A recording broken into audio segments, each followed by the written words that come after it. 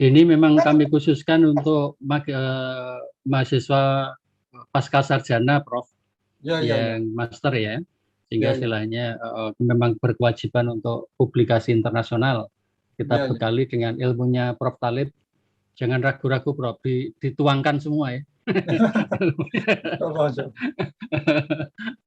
Strategi dan tekniknya. Iya. Saya coba yang terbaik ya. Itu yang terbaik. Iya.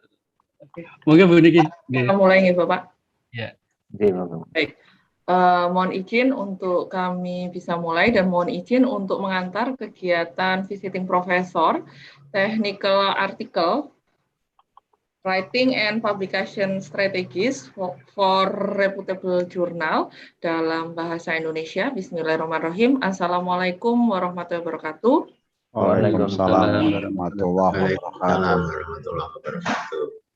Selamat pagi dan salam sejahtera untuk kita semua. Salam Om Swastiastu, Namo Buddhaya, dan salam kebajikan. Yang kami hormati narasumber kita pada pagi hari ini, Profesor Dr. Muhammad Talib Latif dari Universiti Kebangsaan Malaysia. Selamat pagi Bapak dan selamat datang. Terima kasih. Dan yang kami hormati pula Dekan Fakultas Kesehatan Masyarakat, Dr. Budiono, SKM MKes. Selamat datang, Bapak. Selamat pagi. Selamat pagi, sehat, Mbak. Oke, alhamdulillah, Bapak. Dan seluruh jajaran pimpinan Fakultas Kesehatan Masyarakat, Wakil Dekan, dan seluruh sivitas akademika Fakultas Kesehatan Masyarakat. Serta Ketua Prodi Magister Kesehatan Lingkungan Fakultas Kesehatan Masyarakat.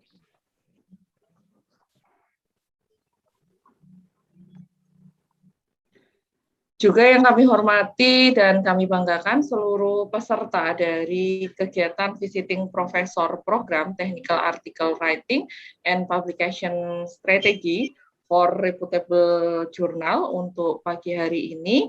Selamat datang seluruh peserta yang sudah hadir dan join di dalam ruang Zoom meeting pada pagi hari ini.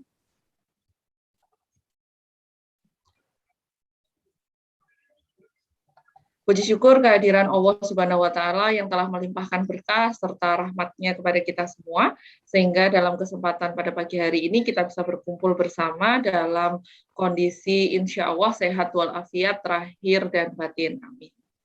Dan dengan mengucap Bismillahirrahmanirrahim, kegiatan pada pagi hari ini kita mulai.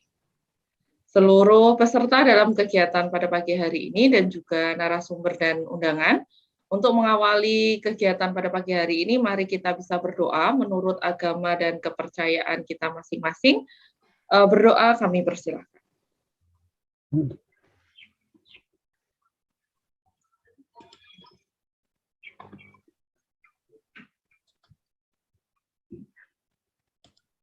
Berdoa selesai. Dan selanjutnya, kita akan menyimak sambutan, sekaligus kami mohon untuk bisa membuka kegiatan ini secara resmi kepada yang kami hormati Bapak Dr. Budiono SKM MKes, kami persilahkan selaku Dekan Fakultas Kesehatan Masyarakat. Terima kasih, Mbak. Thank you very much for the time. Bismillahirrahmanirrahim.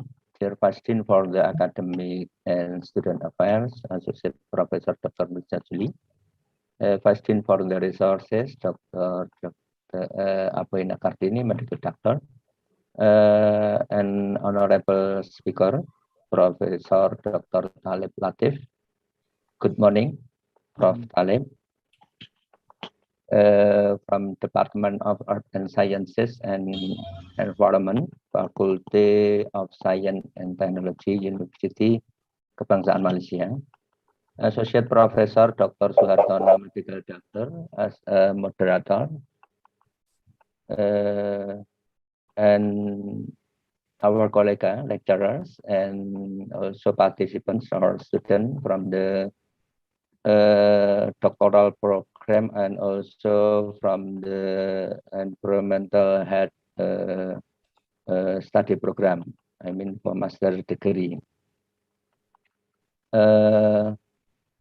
Good morning, and and also for the Associate Professor Dr. Mursid Raharjo as head of the study program of the Magister of Environmental Health, Faculty of Public Health, Universitas Diponegoro, and of course, and the team, Miss Nikki, for Master of Ceremony. Assalamualaikum warahmatullahi wabarakatuh. Waalaikumsalam warahmatullahi wabarakatuh. Alhamdulillah. First of all, let us say praise to Allah Subhanahu wa Ta'ala, who gives thousands of favors to us. And I think this topic is very important because you know that publication is in our faculty or in our university is obligatory, and all of the lecturers must to publish an article every year. Publication in journal is one of the series of research, of course, and the journal is a media that are very important to disseminate research results, especially in reputable journal. Of course, for our student also, especially for the doctoral program of public health, must publish an article in the reputable journal indexed by, for example, Scopus or Web of Science. However, it is not easy. I realize that it requires a very strong effort of us, of course. And you know that starting from good research design and good research result, and of course how to write excellent article. We know that in general, the manuscript in the journal start from the title, authors, and also affiliation, abstract, introduction, methods, result, and discussion, and conclusion and the references. The style of manuscript writing, I mean, it's different between the journals. So then how to choose a reputable journal is also a very important thing. Sometimes the journal this year has a good, for example, Simaku journal rank, but we know that the next year will be discontinued. We have to be careful to choose the journal or reputable journal. And now you have an expert in the field of manuscript writing for reputable journals, and he has so many publications in reputable journal, and he also has many research projects and editor of the journals, and he is a Prof. Dr. Talib Latif from University Kebangsaan Malaysia. Let's hope that you will be able to follow with pleasure and understand it well, so that you can write article that can be published in reputable journal. I mean, hopefully, Prof.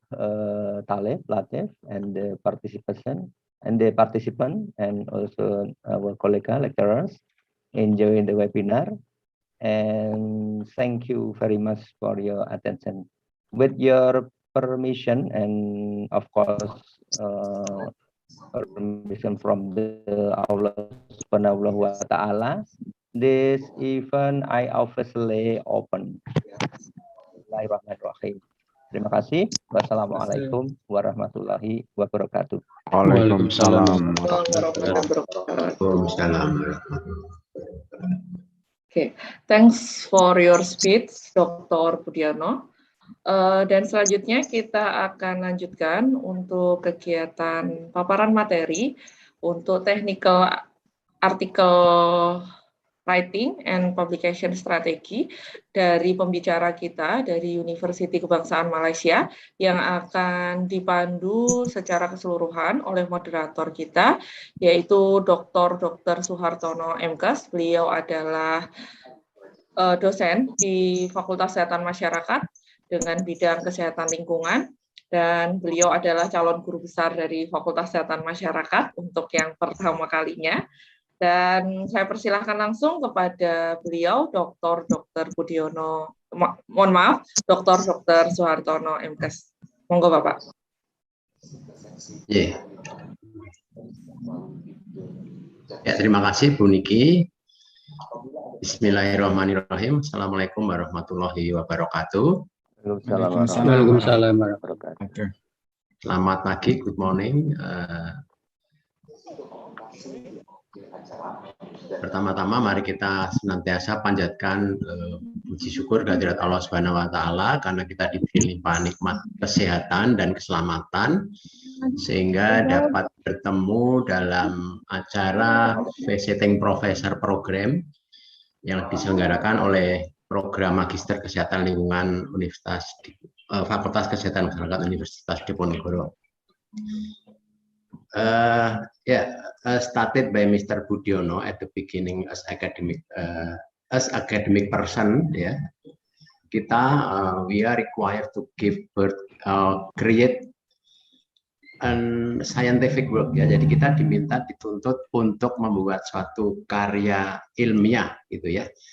Especially in the form of scientific article or manuscript. Jadi dalam bentuk artikel ilmiah atau manuskrip, jadi dituntut Prof. Muhammad Alif bahwa di tempat kami baik di prodi S1 maupun apalagi di prodi S2 dan S3 program doktor, kami dituntut untuk membuat suatu karya ilmiah dalam bentuk manuskrip. Ya, saya kira teman-teman mahasiswa sebagai peserta hari ini juga sudah menyadari tuntutan bahwa untuk syarat kelulusan kita harus membuat satu artikel ilmiah yang sedapat mungkin itu dipublish di jurnal yang bereputasi.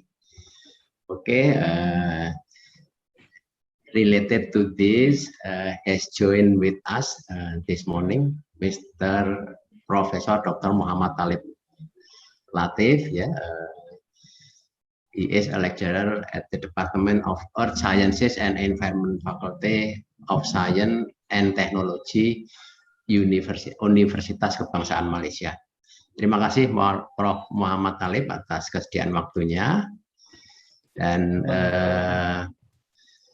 Prof. Muhammad Talib akan share his knowledge about how to write a quality scientific article, so that they can be accepted or published in reputable international journal. Jadi bagaimana nanti teknik membuat satu artikel ilmiah yang berkualitas sehingga dapat memenuhi syarat untuk publish atau dimuat di jurnal internasional yang bereputasi, ya.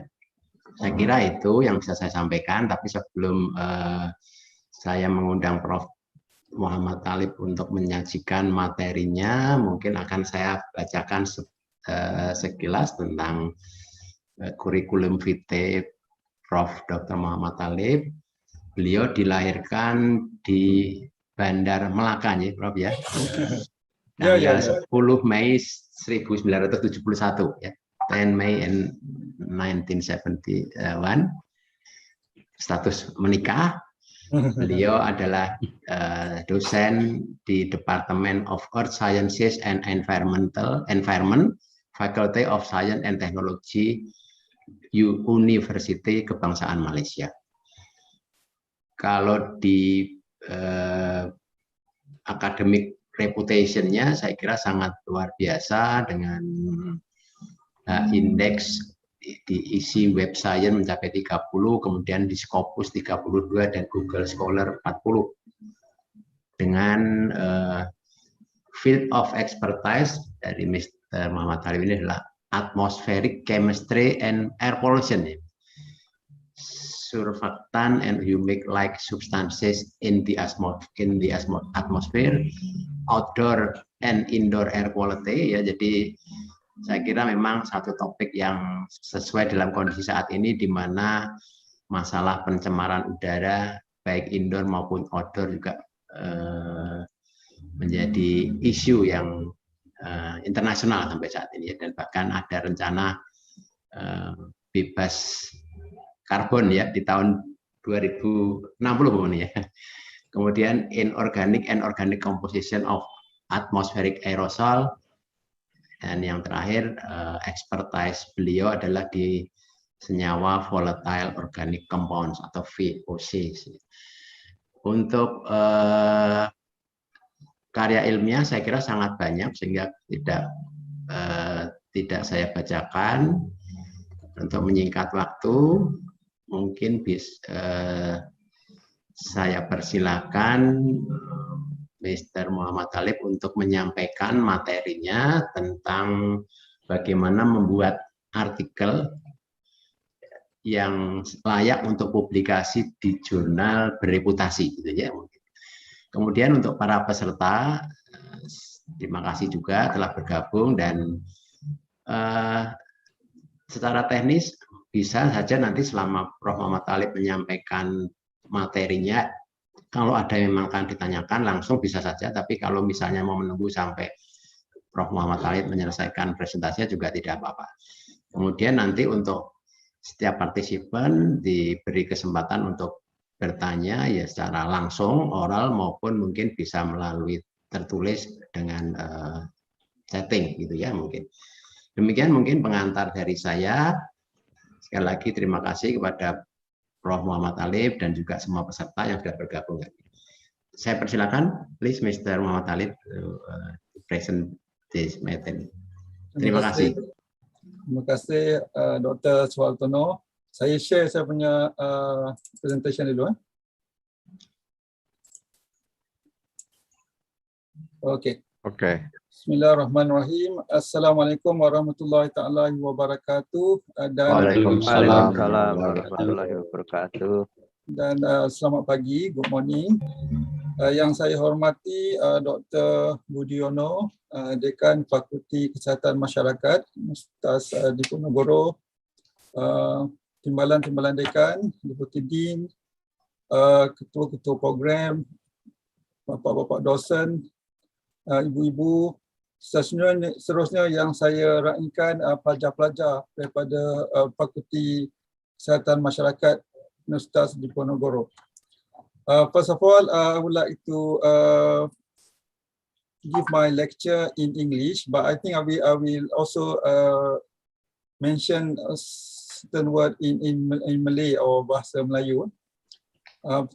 First of all, I would like to thank Universitas Diponegoro and Fakulti of Kesihatan Masyarakat because invite me to give a lecture on technical article writing and publication strategies for reputable journal. Actually, I like the word strategy because I think strategy is very, very important. I think this is the first time the invitation put the word strategy. I think strategy is very important for paper publication. I understand that students actually this day need to publish a good paper for their graduations. As I mentioned by Dr. Budiono just now, it is not easy. It's very hard to publish. So we need to develop our skills for paper publications. So I want to start. I like this book actually from Simon Sinek. It mentions start from why. I think all of us need to think carefully on why we want to write a paper. I think as a good scientist, we actually want to disseminate our knowledge. We do research and we want to publish our paper to disseminate our good work. So I think all of us, I myself always try to mention to my student why we want to write a good paper. I think this day is very important for us to write a good paper, for us to disseminate our knowledge and to publish our good work. So it is not just to publish. It is more than that. We need to think carefully on why we want to write a good paper. And I believe this day, everybody can read our paper easily because everything can be Google, can be found in the internet. So it is good for our reputation as well. We want people to understand what we want to disseminate, and we want people to read our paper to show that we did a very good work in science. So this is something that I encourage myself, my student, and all of you to think before you want to write a paper. Why you want to write a paper? Is it you want to publish, just want to publish, or you want to disseminate a good knowledge, scientific knowledge? So as a good scientist, we need to think this carefully. I believe that many people write because they want to publish and try their best to publish in good journal. Because of what? For sure, when we want to publish, we actually want people to read our paper. We want people to read, not just a publication. We want people all over the world to read our paper. That's why we usually choose high impact factor journal, because this high impact factor journal usually has a very good reputations, very good citation. Usually good scientists know you because you publish in good publication. I realized myself as a young student when I just came back from my study, when I publish a good paper, I went for a conference, people start to know me from one stage to another. It's, oh, I saw your paper in this journal. So that one I think is a good indicator. So if you want to be a good scientist, you need to publish, try your best. Try your best to publish in a good journal in your research field. I think this journal also has a respect and influence in your community, in my community as an atmospheric chemist.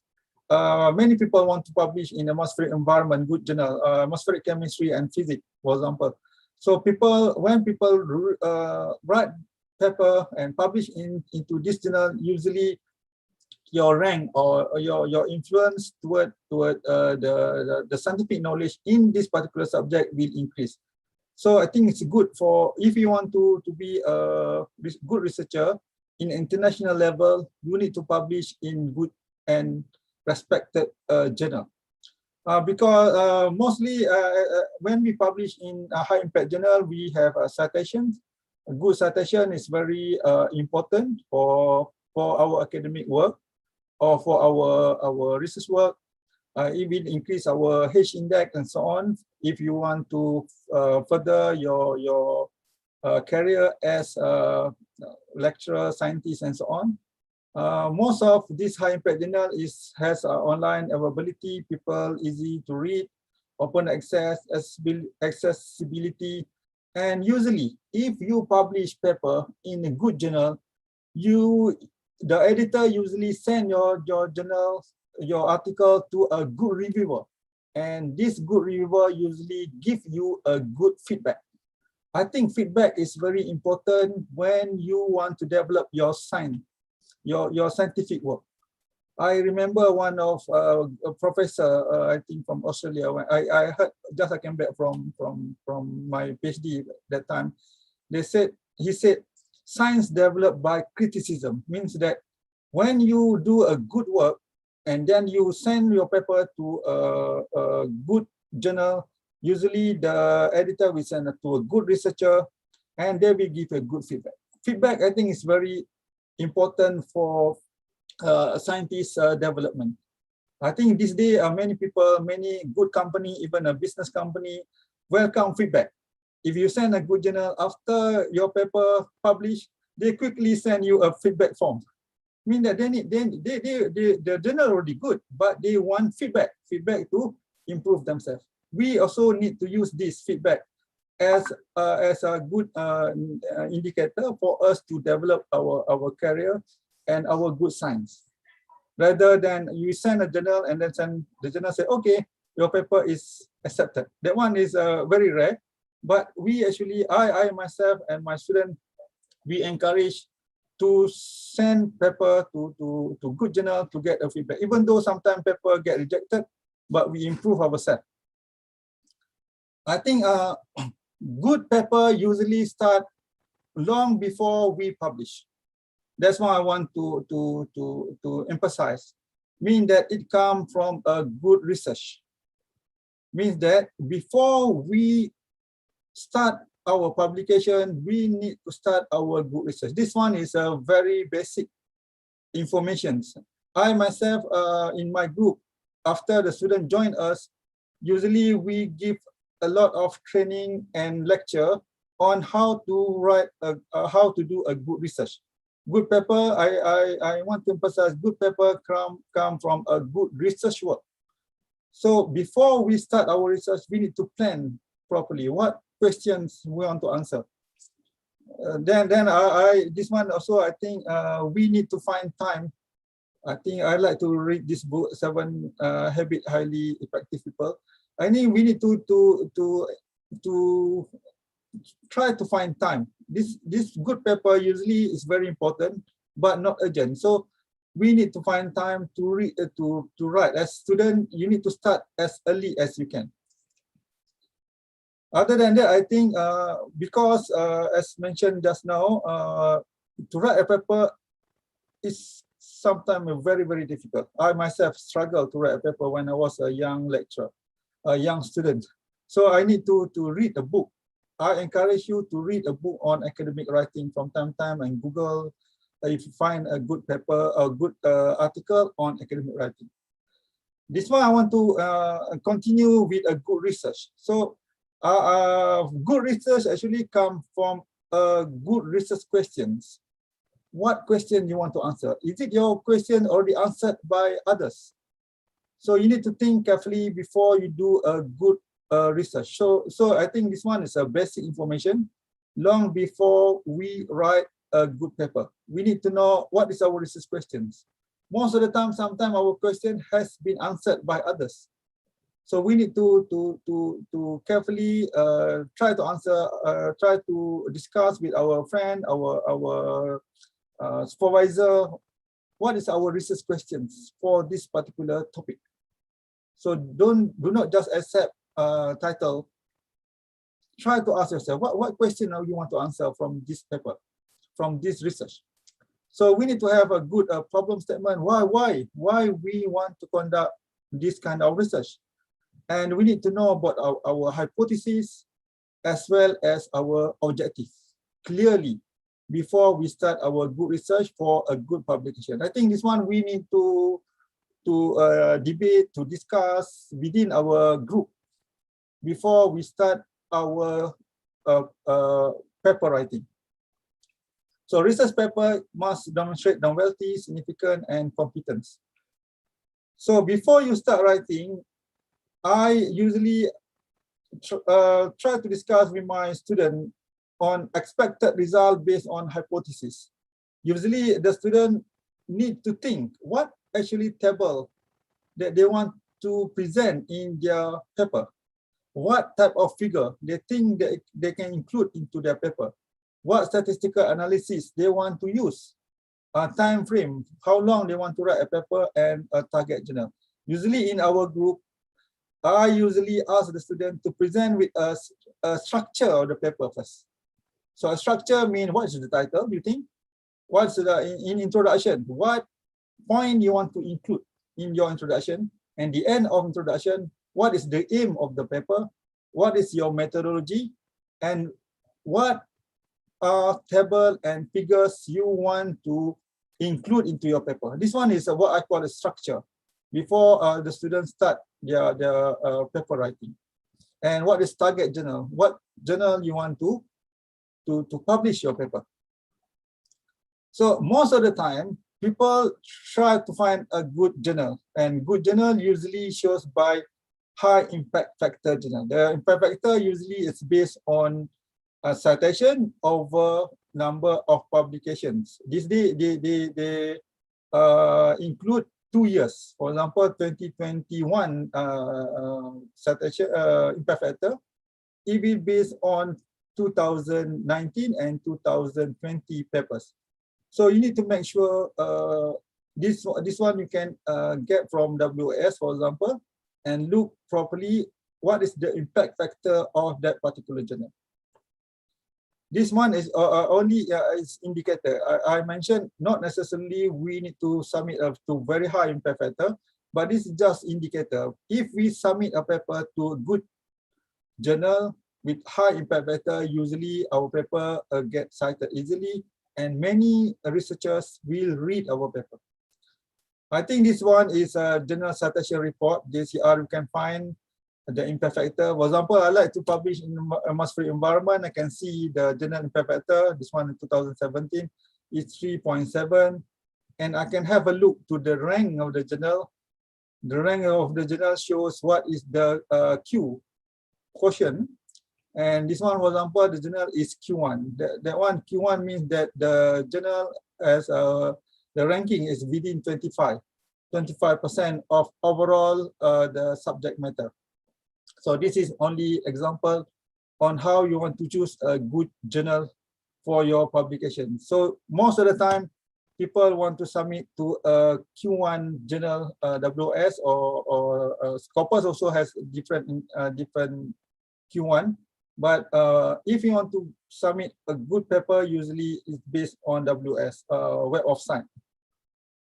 So you also can use the journal finder for you to publish a paper. For example, in Springer and in Elsevier, they actually allow us to find journal for our publications.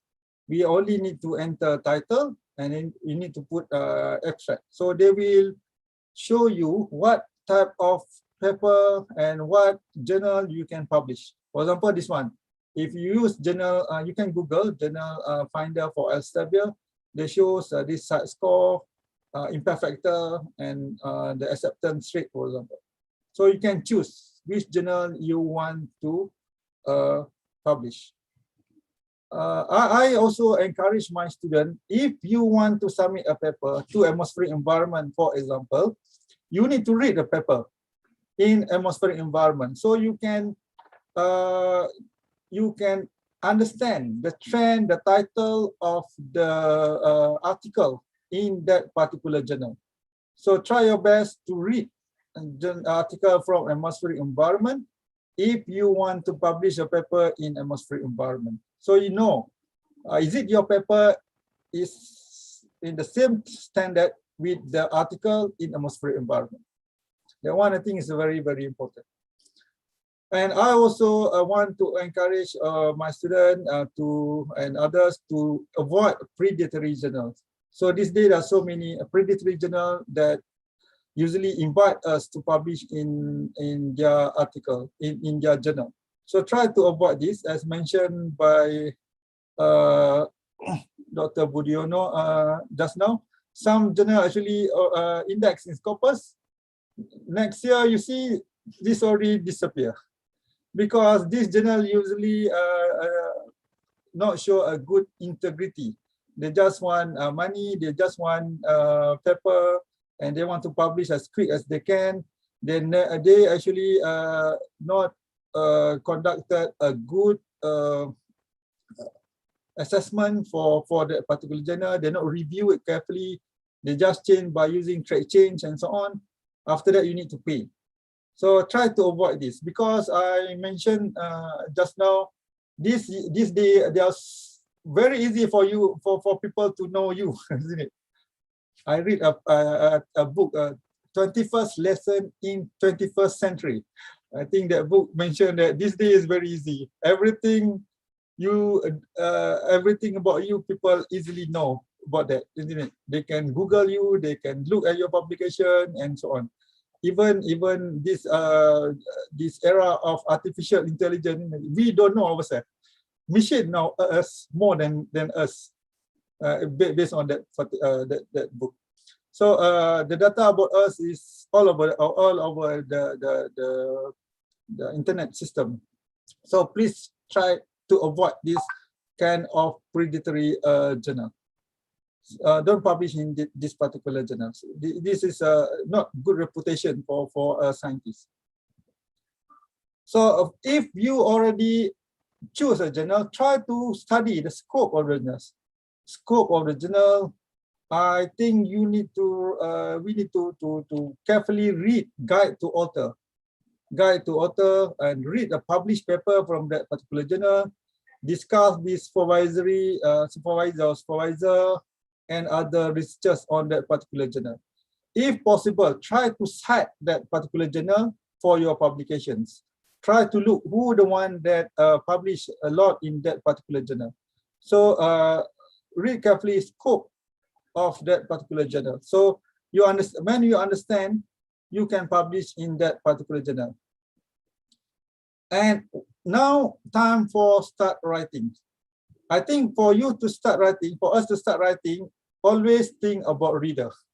I always encourage myself and my students to think about reader when you write a paper. So who's your audience?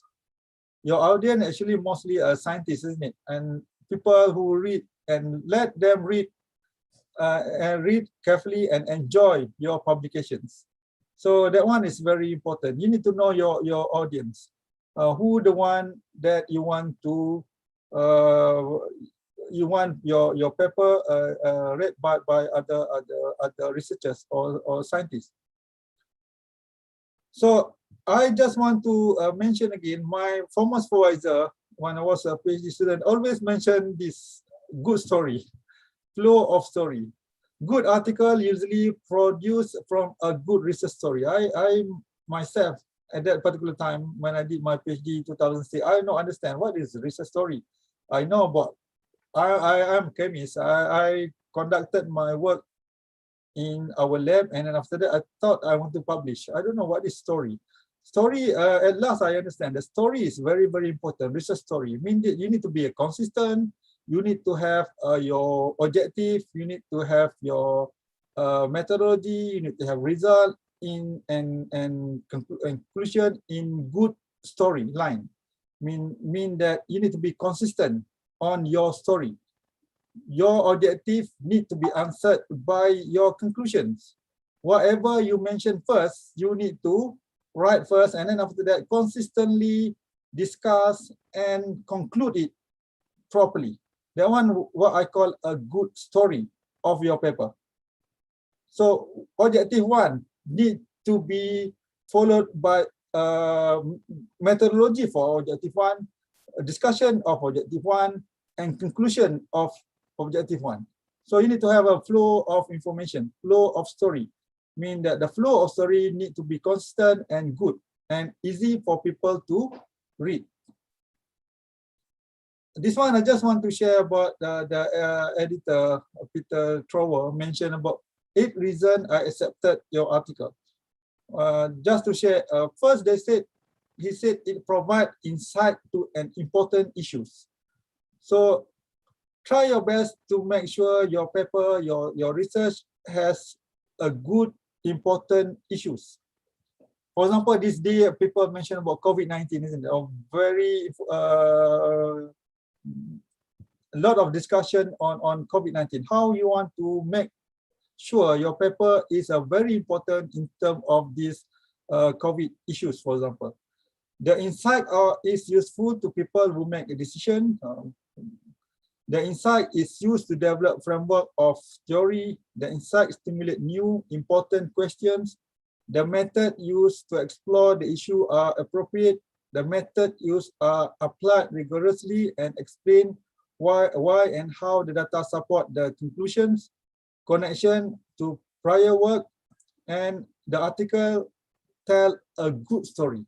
So a good story, I think, is very, very important for you to write a good paper.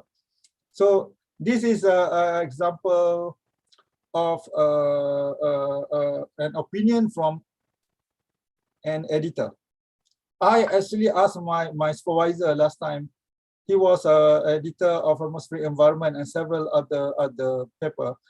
I just want to tell you, when I was a student, I like to look at my supervisor, to discuss with my supervisor. My supervisor at that time is very, very busy. 1 month in Australia, after that go back to Europe, after that go back to China, and then come back to UK at that time. I asked him how he actually read a paper for atmospheric environment and how many paper per day.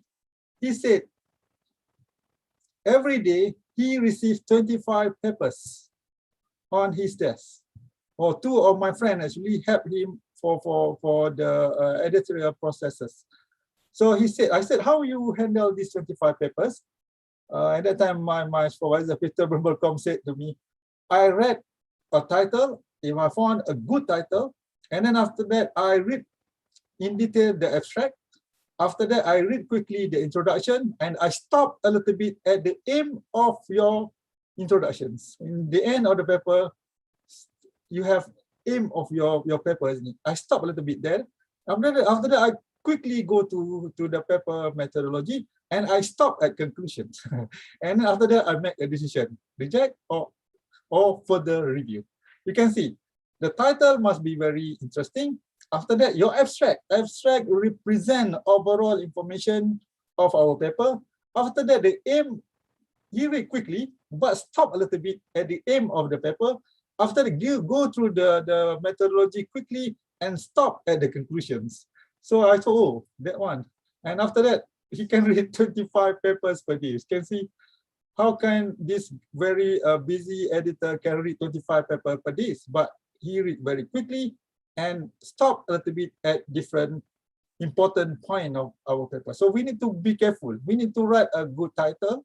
We need to write a good abstract to represent our paper. We need to understand carefully the aim of our paper, and we need to answer all the objectives in our conclusion. That one is just experience from editor. This one, I also want to encourage.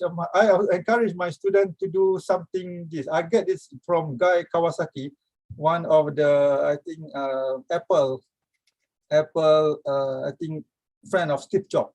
He mentioned that most of the time, our good work accepted by two criteria. The first one is valuable, important, and impact. The second one is unique, rare, and new.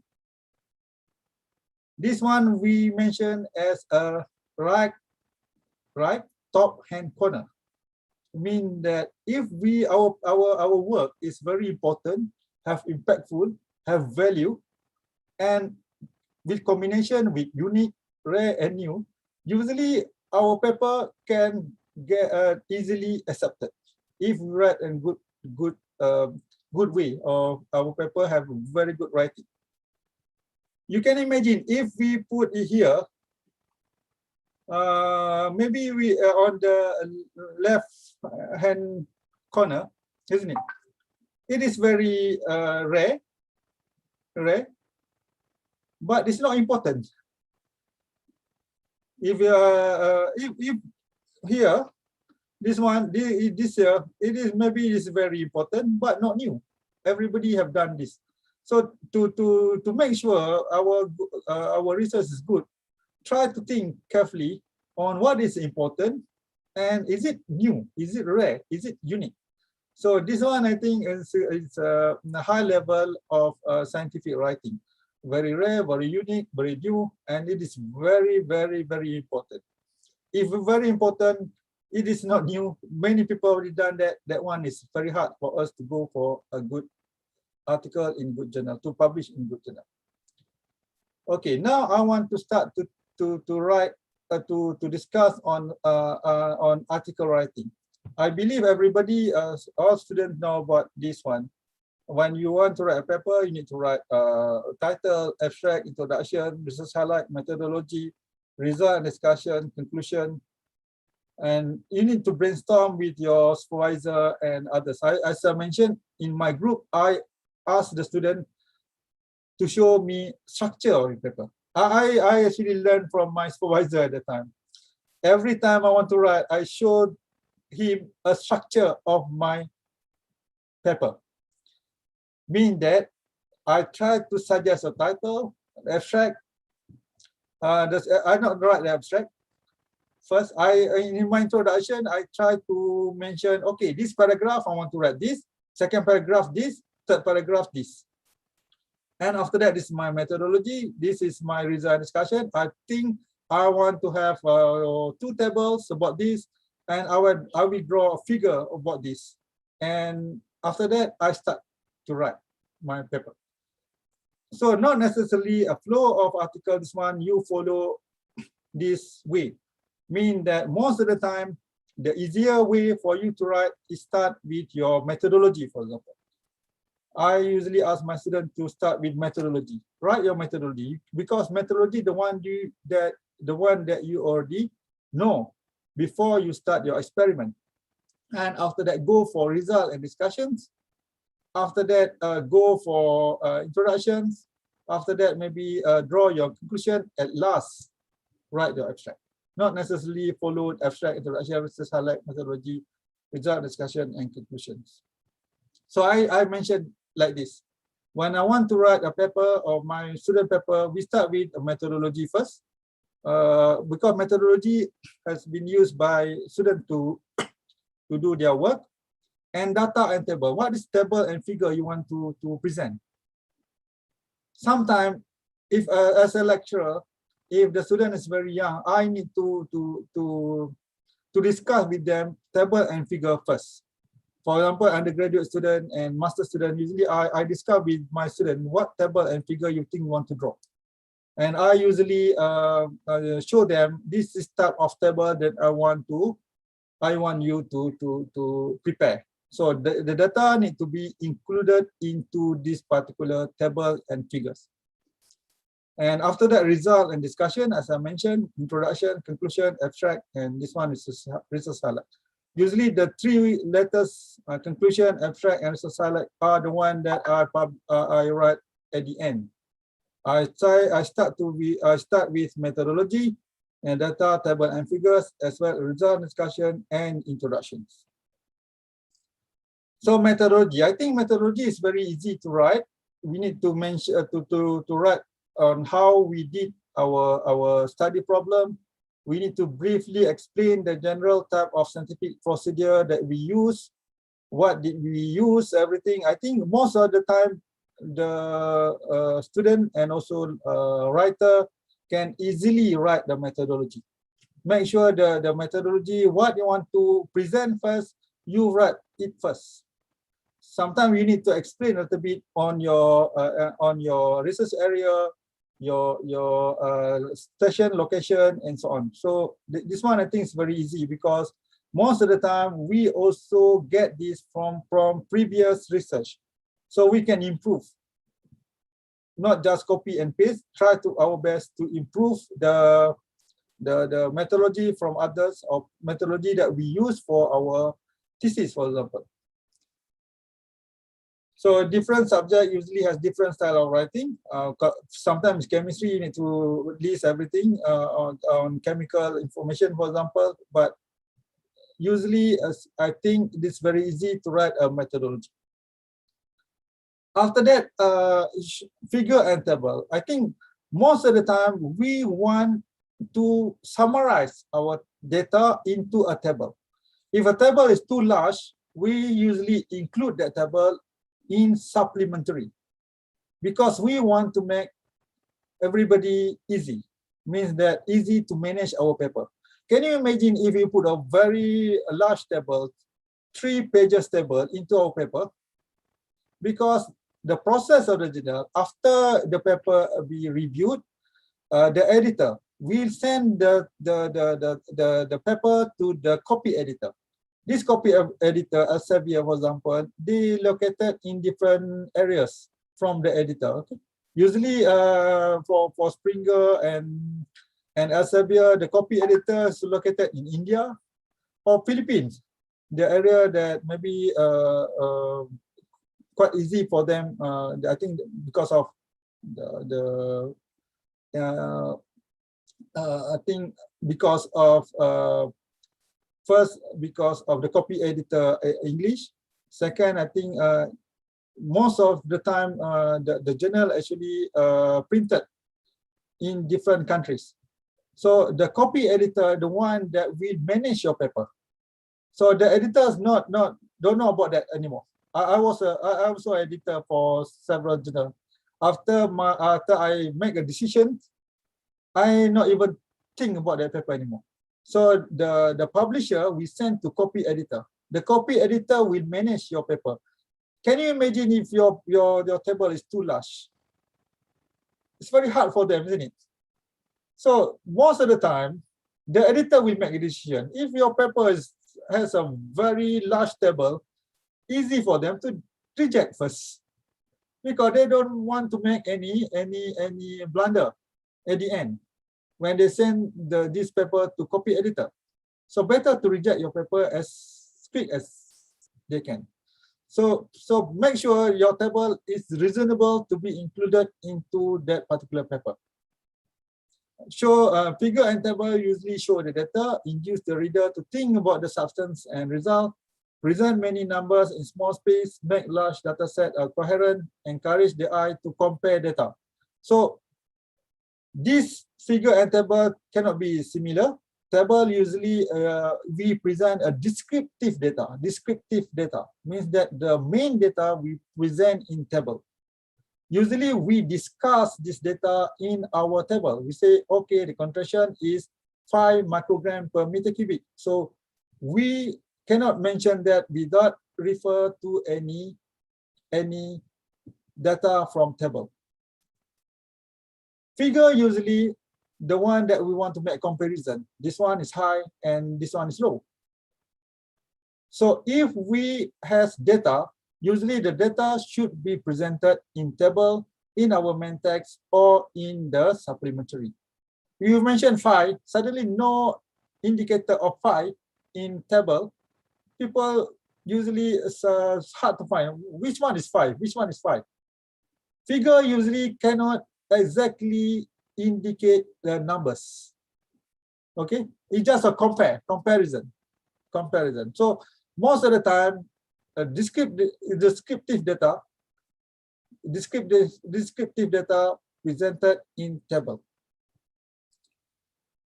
So don't cut and paste from Excel. A table present a set of measurement, as I mentioned, summarized set of data, set of result, maybe just a list, organized, so important, an argument, summarize other sources of information, and table also can be induced in supplementary. If your table is too big, put into supplementary.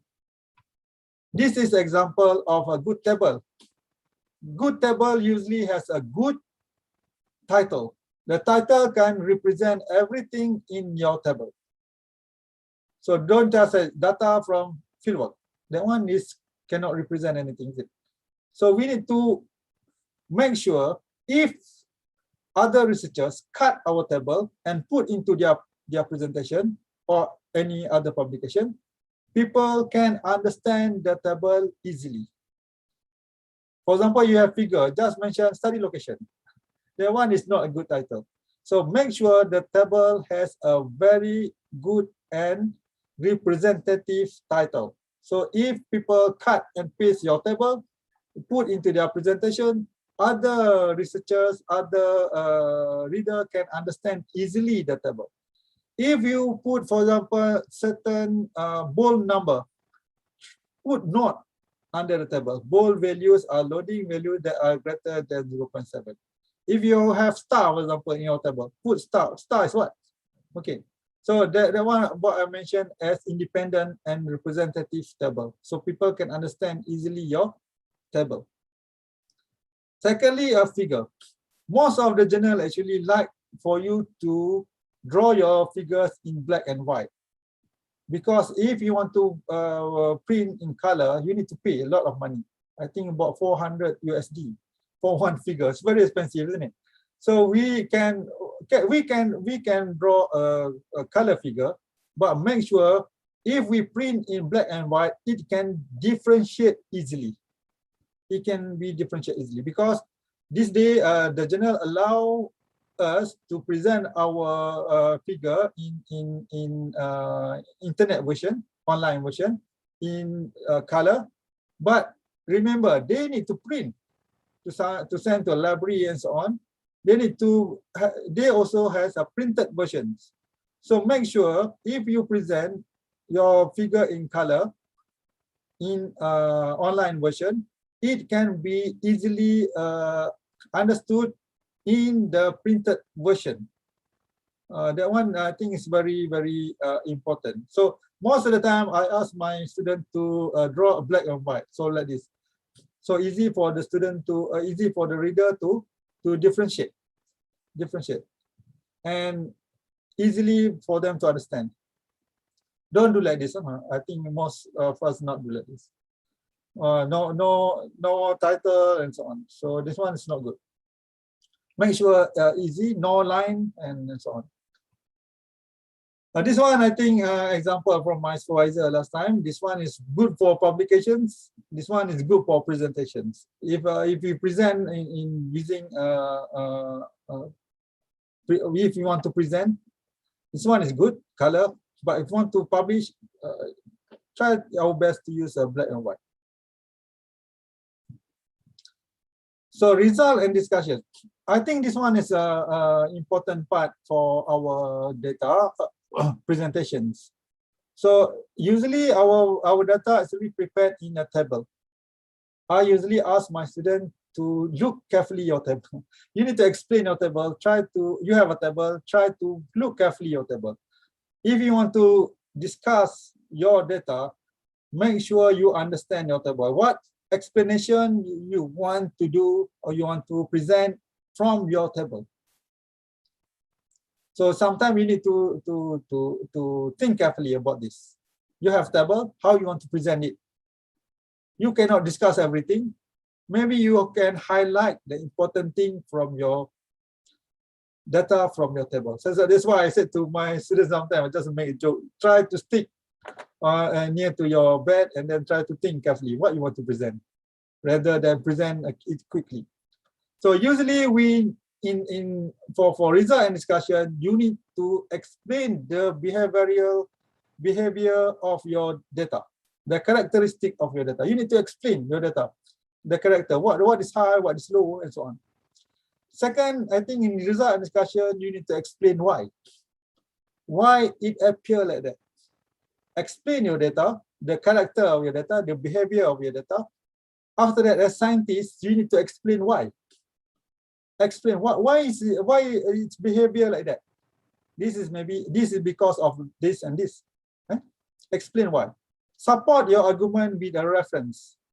Support your argument according to this because of this. So this what I mentioned.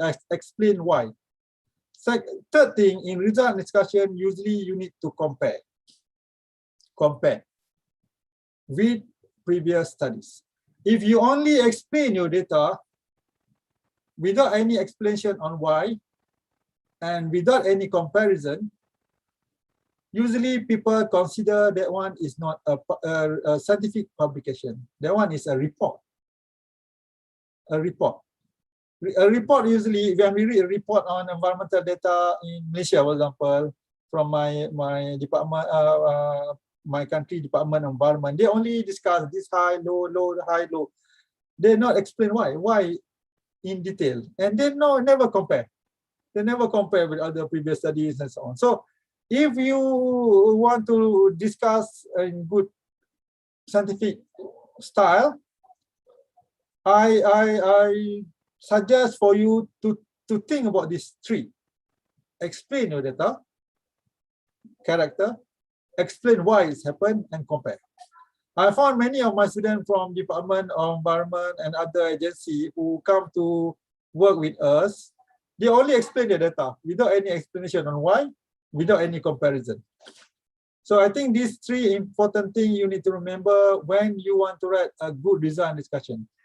Explain your data, which one is high, which one is low, what's the range, and after that explain why it's happened, this because of what, and compare with other previous studies. I think this one also taught by my supervisor to me at that time, because as a young PhD student, I also found very hard to discuss my result. So they said, explain your data in detail, explain why, and compare with other previous studies.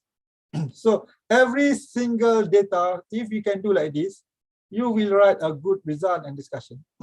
explain your data, explain why it happened, and compare with other previous studies. So for this, I think you need to prepare a table, as I mentioned, a descriptive table, or in your main text or in supplementary. Figure actually for comparison or trend. Okay, do not repeat whatever you already put into table in your figure.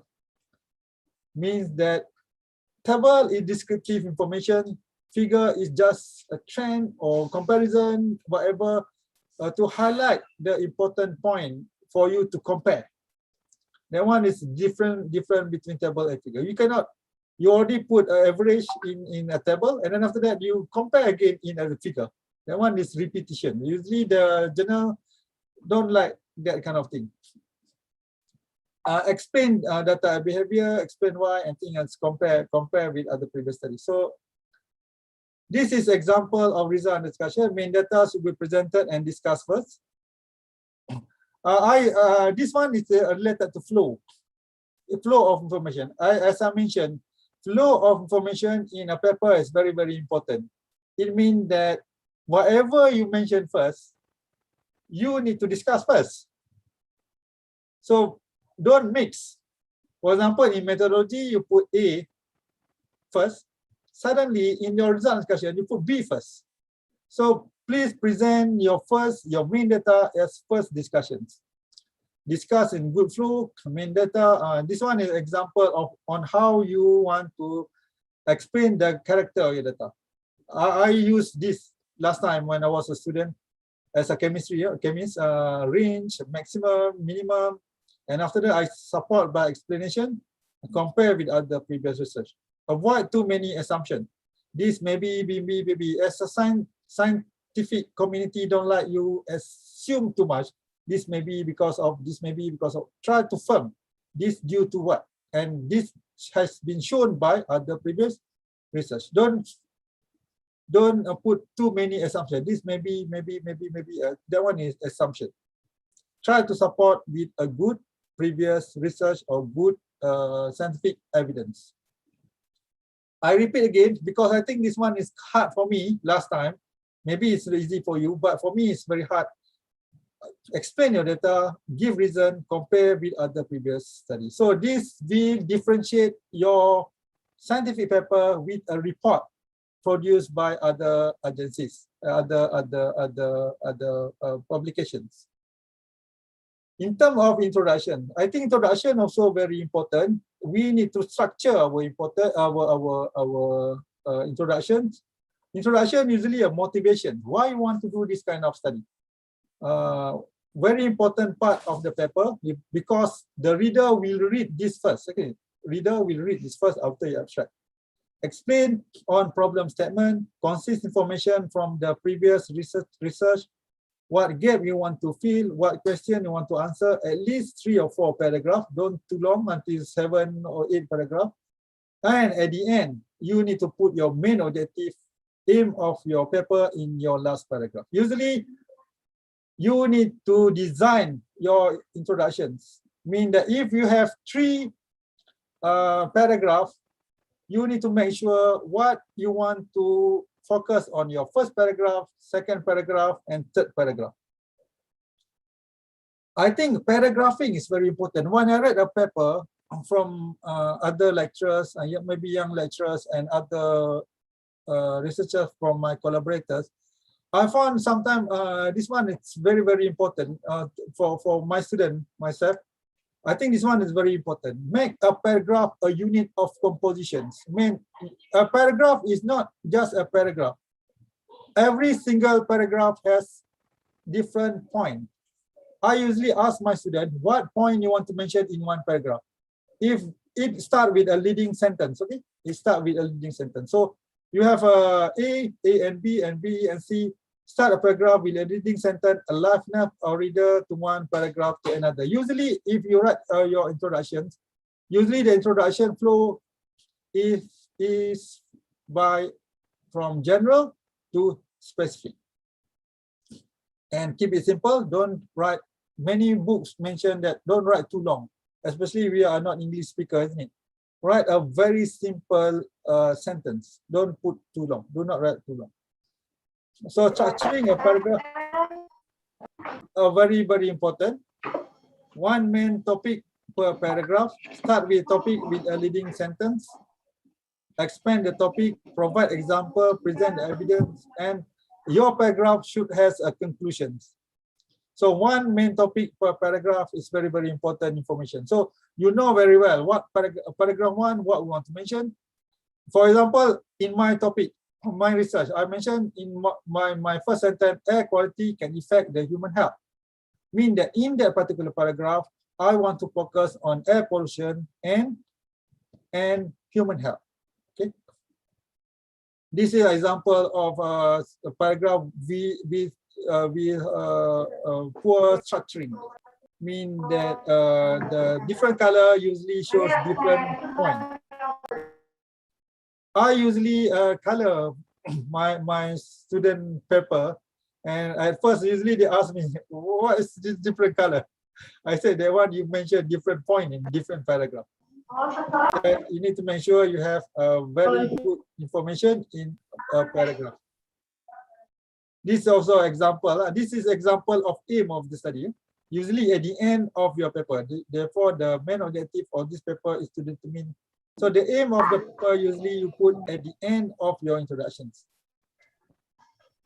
Other than that, I want to mention in terms of consistency. Usually mathematics is italic, P value italic, chemical formula not italic, SI unit abbreviation is not. For second actually is S, gram is gram, not GM, label, table, graph, dimensionless, statistic error and rounding. Consistency means that if you put a unit, for example, liter and liter, you need to be consistent. I found in many papers, sometimes people put L for liter. This one suddenly in other units, L. So milligram per meter cubic or milligram per meter cubic. What I want to mention here, the consistency of your paper is very important to show that you are very serious in writing papers. For example, second is S. Minute is not minute. Minute is min, M-I-N. Hours is H. This is a grammatical of science. Hour is not HR actually. It is H. So same as second is S, not S-E-C. So you need to make sure everything a liter, you put L capital, not after that L small letter. And in introduction, sometimes you put acronym. For example, you want to mention ASEAN, Asian country, isn't it? At first, you put ASEAN and you need to put the full name. Okay. And after that, you don't have to put full name anymore. Only one. One in the abstract, one in the main text. So don't repeat again and again. So for the first time, make sure you put the full name. Okay, you put the full name. For example, I want to mention Malaysian DOE. First, I want to mention Department of Environment in bracket DOE. After that, I can put DOE until conclusions. And also in the abstract, first you need to put the DOE. After that, you put first need to put full name, Department of Environment, DOE. After that, you can put DOE. Same. Don't assume that people know about it. Don't assume people know. Oh, this one people know about it. You mentioned, for example, WHO. Maybe you think that everybody knows about WHO. Don't think like that. First, put the World Health Organization in bracket WHO. After that, you can put WHO until the end of your paper.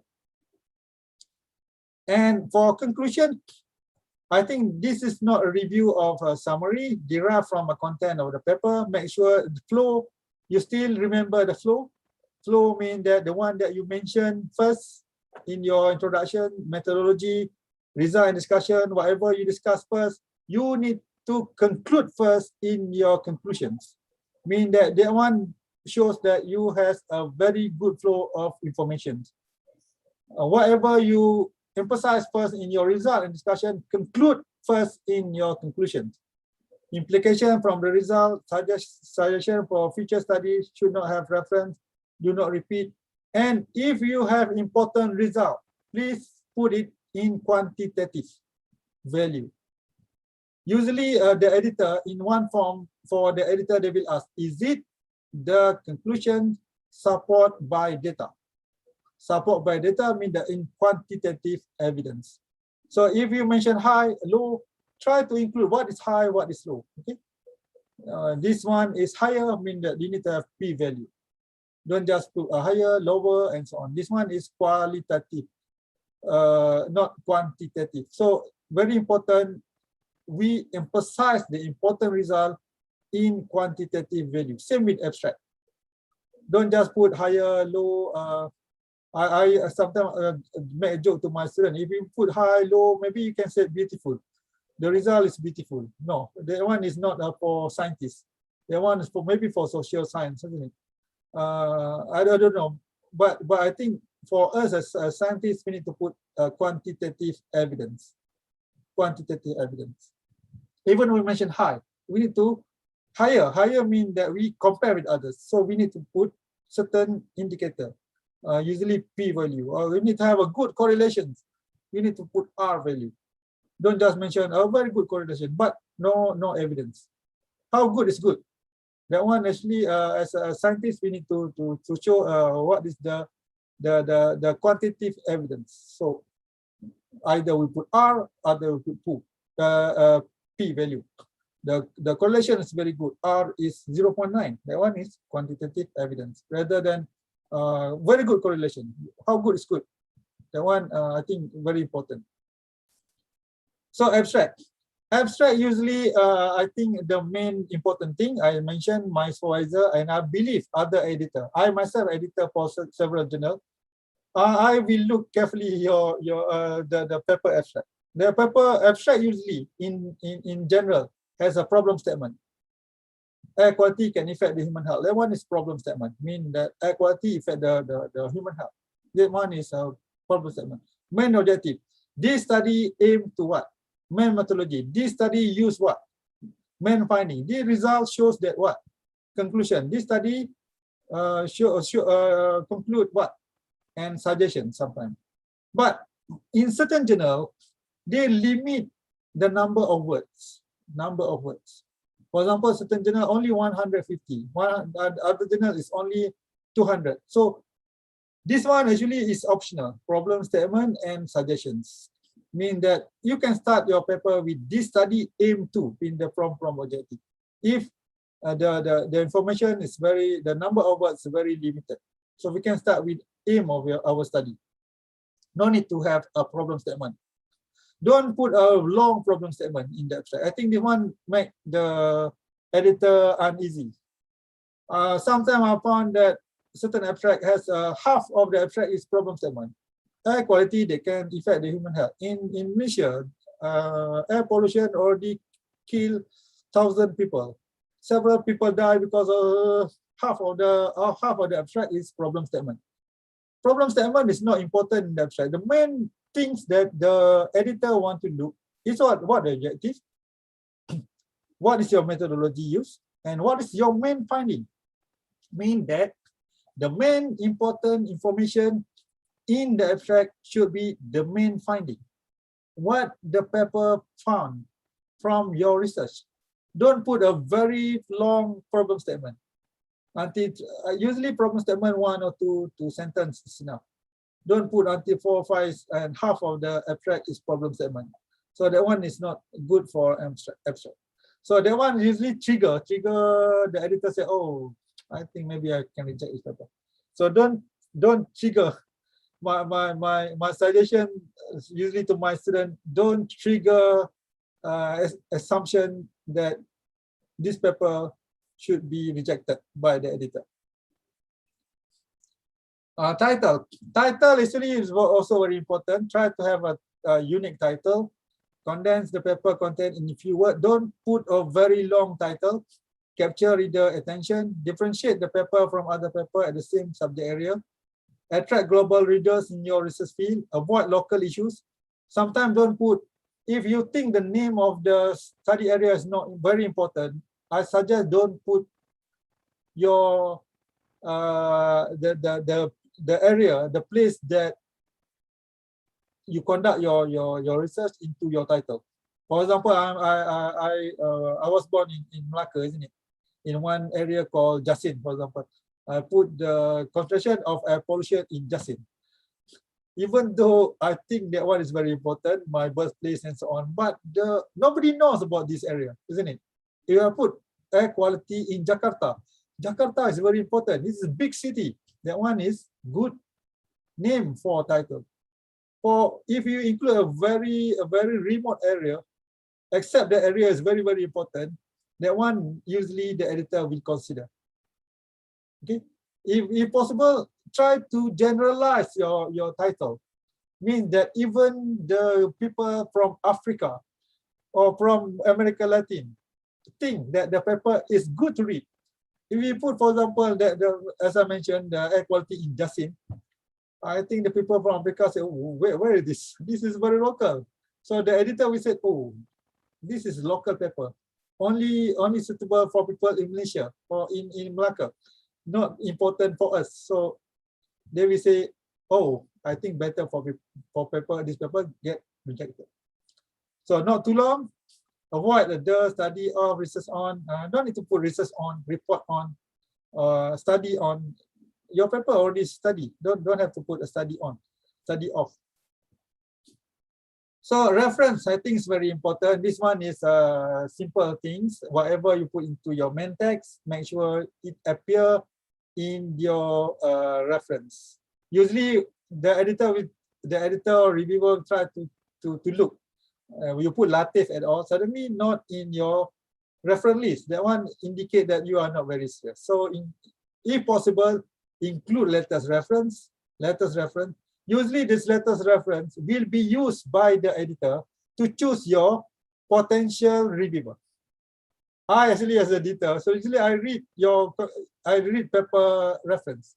So I found that there's almost the same title, and the title, the research conducted in 2021, 2020, I will choose that particular researcher, usually the corresponding author, as a reviewer for that particular paper. Because as editor, it's very hard for me to find editor, to find reviewer. So I will choose my option actually is a name of people in reference. So if you publish a paper, and then after that, the editor gives to a researcher who just publish a paper, I think they also very happy, isn't it? They also very happy. They usually want to help you. Your paper also published.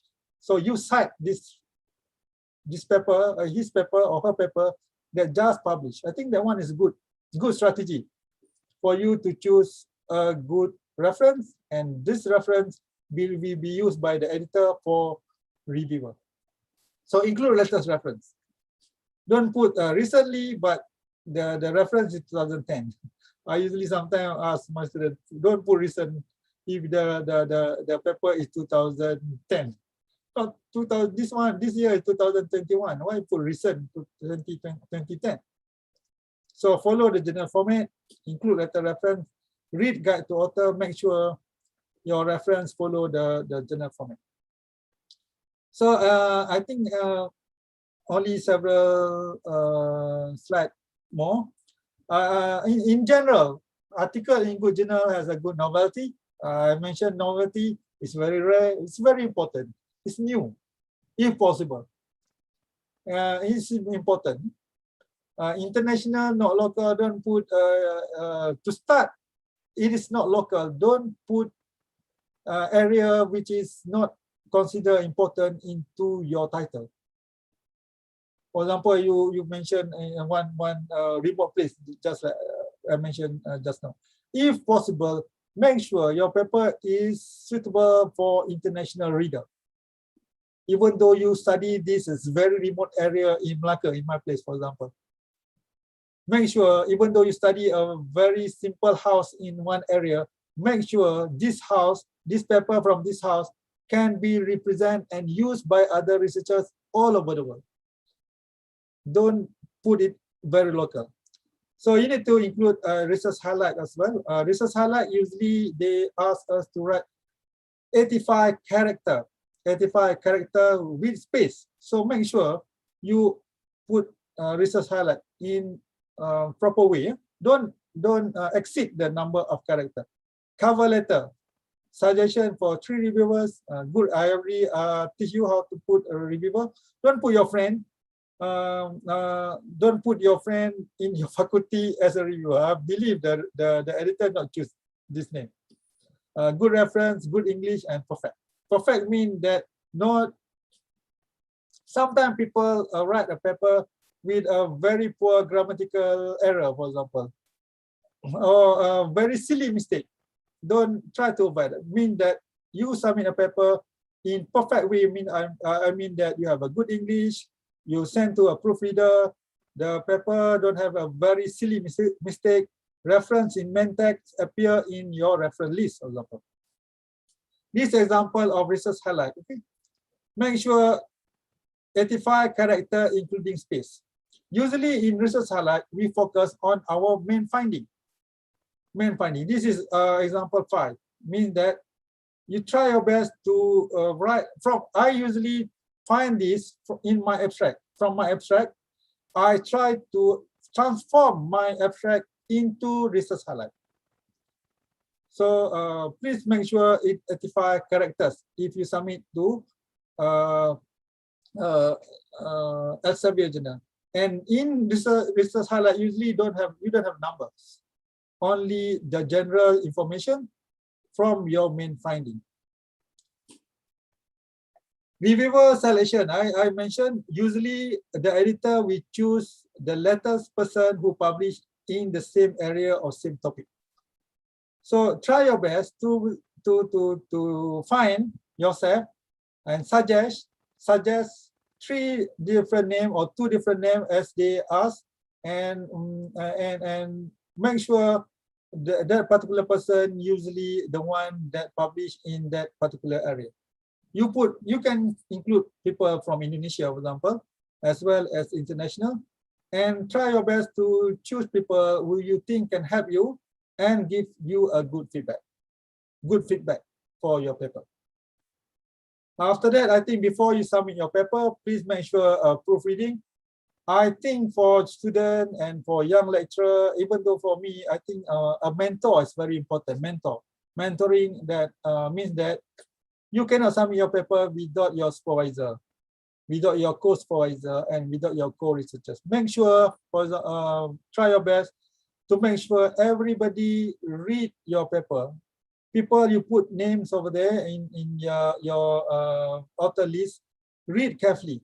During my early work last time when I was a young lecturer, I always give to my mentor from my university and from other university. They usually at the time my mentor usually like this. He will in Malay said content everything over here and then give me a comment. Sometimes it's very hard for me to read. I sometimes I'm afraid to ask back. Just carefully make correction based on my assumption to the comment. So for me, it's very, very important for people to read, give feedback. All co-authors, you are invited as co-authors, try your best to give feedback for this particular paper, your student paper and so on. So proofreading is very, very important. Mentoring is very important. If you are a young lecturer, you can send to a senior lecturer to read carefully. This is a way for us to proofread, print it off, different font and so on, leave it a day, slowly read a lot. When I was a student last time, I read paragraph by paragraph with my supervisor. My supervisor will ask me, okay, Talib, this one is first paragraph, you read. He just next to me. And then after that, the second paragraph, my supervisor will read in loud. So we make correction over there. I don't think this time people have time like that, but I don't know. But try your best to read carefully papers that put your name. Punctuate your reading, different tasks, take care with cut and paste, plagiarism check. Usually I use Turnitin. A journal not allow us to publish if the similarity percentage is more than 30%. They will automatically send back to you. Remember that journal will check the similarity. So please use your own words for your paper. Don't just cut and paste, cut and paste. These days there are so many software. Yesterday I have group meeting. My student now have very well information on this. They use I myself use Grammarly, Quillbot, and so on. You can check your English before you submit to a native speaker. I sent to a proofreader, my friend in UK, for last check.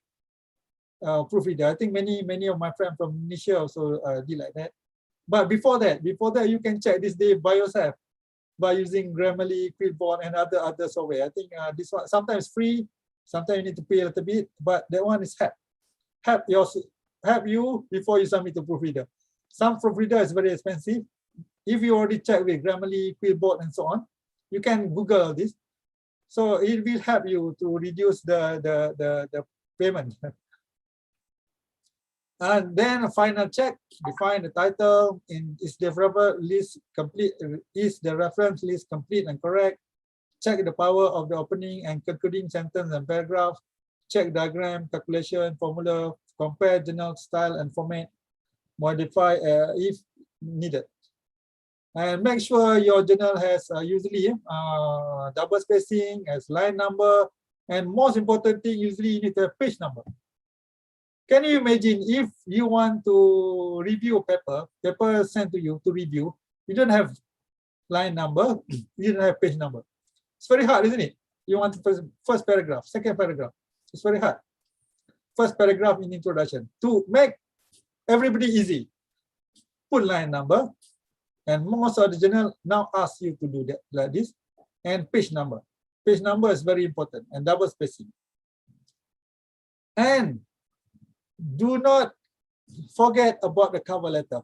Cover letter is very important. This is the only section that the editor will read information from you. Opportunity to explain to the editor the importance of your study, significant finding, why the paper should be accepted for evaluation and publication.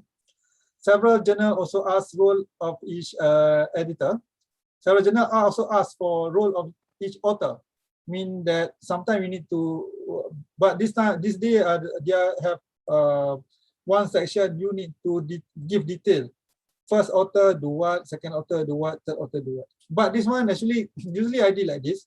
Editor, sign of the total environment. Please find the enclosed manuscript entitled this by this, which we would like to be reconsidered for publication in sign of the total environment. I usually copy. I try to modify from my abstract. This study aimed to investigate, and I mentioned the result of the paper into my abstract, my cover letter, and I exclude all the data. Just mention this study found what. Okay. After that, I mentioned due to the importance of information, extreme temperature, especially in the urban areas. In the Klang Valley, Malaysia, we really hope this paper be considered for evaluations and publication in Science and Total Environment. Or the author have read, I mentioned like that. So I for both research highlight and cover letter, I actually take it from my abstract, but I try to modify it. I mentioned aim and my main finding. So this is the only, I usually as editor, I also read this. Oh, this paper is very important. So I think we need to consider for review. Otherwise, maybe you say, oh, not important. Maybe I can reject this paper. Because no, as editor this day, sometimes it's you a little bit tired. Because you have a lot of paper, one. Secondly, many papers not with good quality. And the publication only asks for good paper. So the easier way for you to do is to reject, not to accept, to reject. So that's why I think you need to make sure to try to convince the editor that your paper should be evaluated at least. So submission in good order, electronic, main text, table, separate. Figure, usually if you want your figure is very clear, save it as TIFF, not JPEG, TIFF. TIFF. Don't put your figure into Microsoft Word. Separate your figure and save as TIFF. And final step, log in. I think this one, I think maybe people already familiar. Log in into website, upload element of the manuscript several days before submission is passed. Think about potential referees, write cover letter, and finish upload. And respond. After that, maybe you need to respond to the referees. You need to answer all the questions, be polite and respectful for all reviewers. Don't blame the reviewer. Whatever they comment about your paper, say thank you very much. When possible, do what the reviewer asks. If you think that the reviewer comment is not good, try to rebut, try to answer. We agree with the reviewer, but we think we have conducted a good experiment for this. Therefore, we think that the result from our study is reasonable. So we can rebut back, rebuttal, rebuttal. We can answer. Not necessarily we accept everything. The reviewer job actually to comment your paper. If you think what you did is good enough, you can answer and mention it into your answer to the reviewer. And sometimes the reviewer asks you to do extra work. How you want to do extra work? You already finished your master's or PhD. You can mention that, okay, we agree with the reviewer for that particular experiment, but we think this paper, this research already, we maybe mentioned that this paper only aim to do this and this.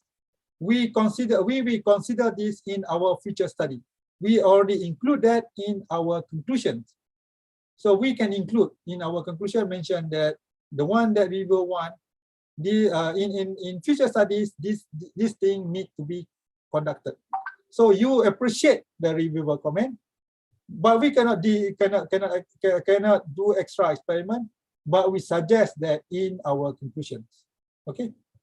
I have, when I was a student last time, when I was just came back from UK, I had a very bad comment on my paper, and they asked me to do extra experiment. I cannot accept that, and at last I just withdraw my paper from that particular journal.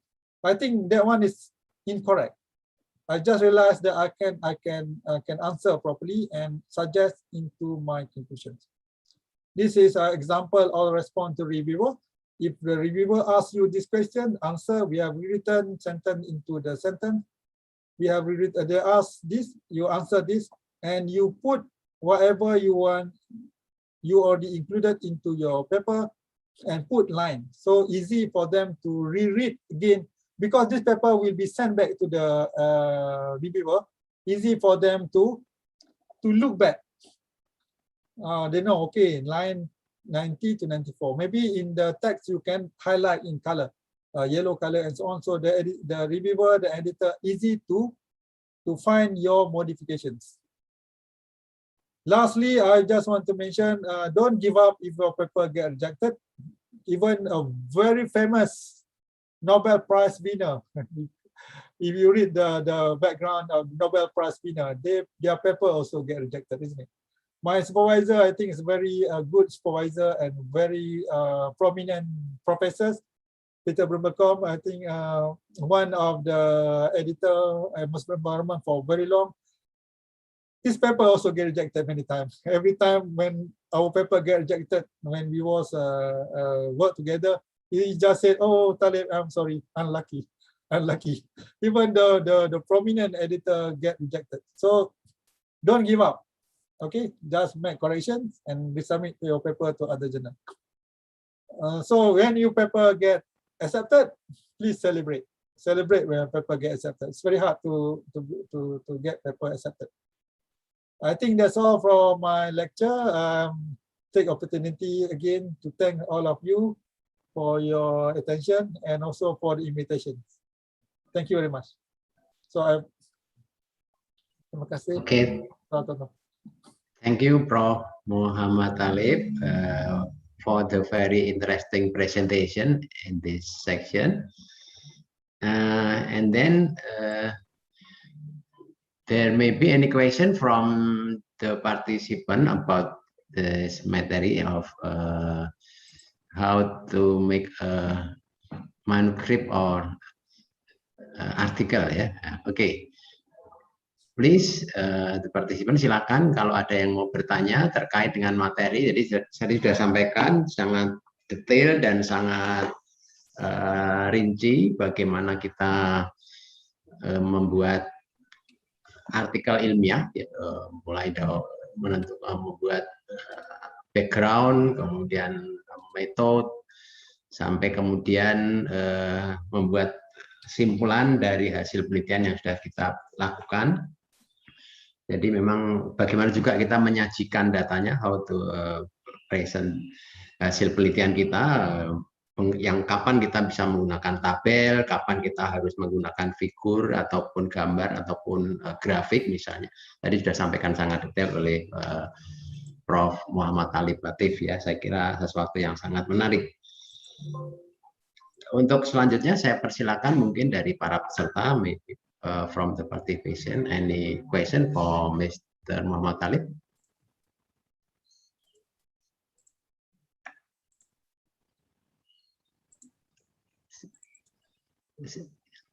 Silakan, mungkin bisa secara langsung with oral or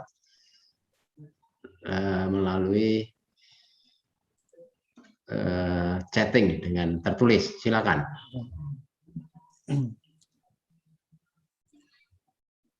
Ada soalan ataupun ada? Ya. Oh, ini ada pertanyaan dari saudari atau saudara Nur Asmadiar ya. I have question for Talib. When we write related to the compare with others, should we write the one that shows similar result with our research, or we also can write the one with opposite result?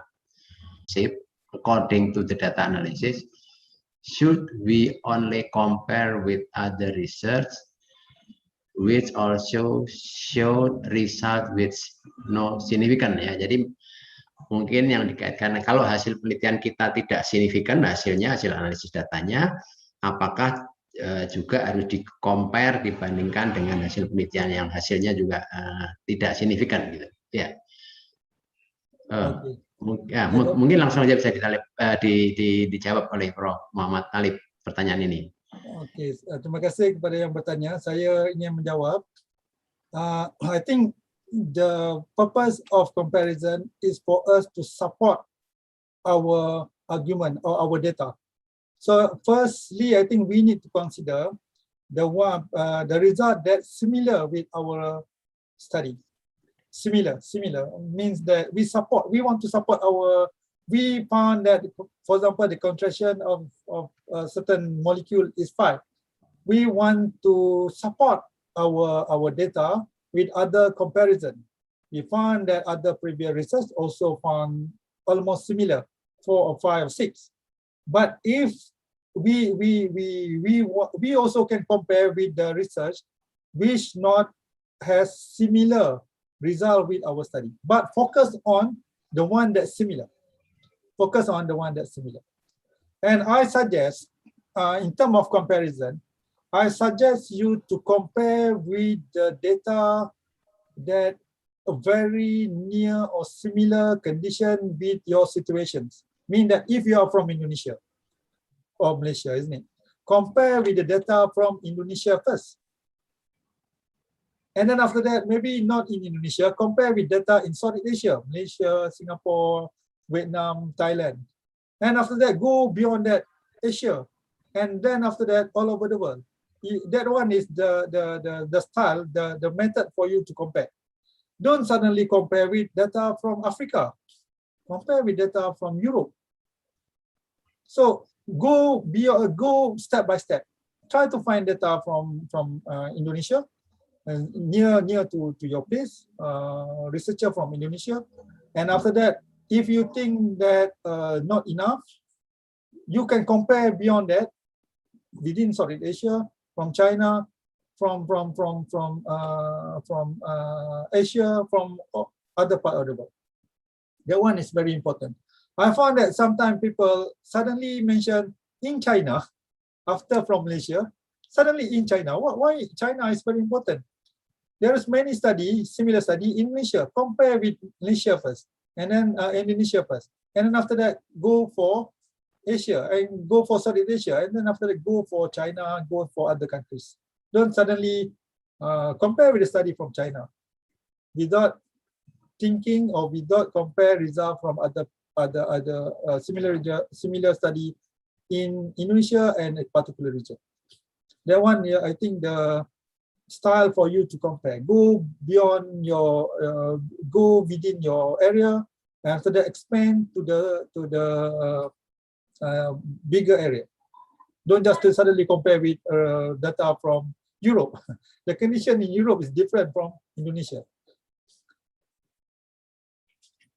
So my answer is focus on similar result first, but you can compare with other result which is not similar. But you need to give reason. All the time when you give a comparison, you need to give reason. Why? Why you think that the result is not similar? So focus on similar result.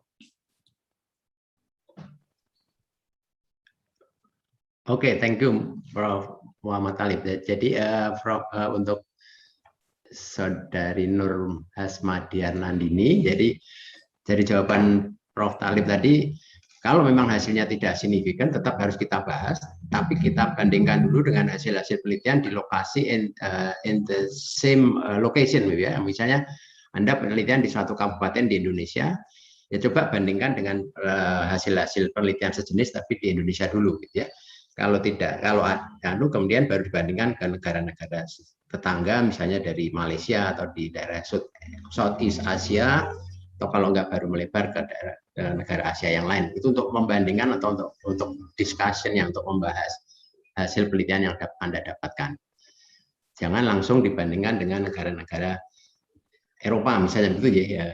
Mungkin begitu ya, Prof. Muhammad Talib. Ya, betul.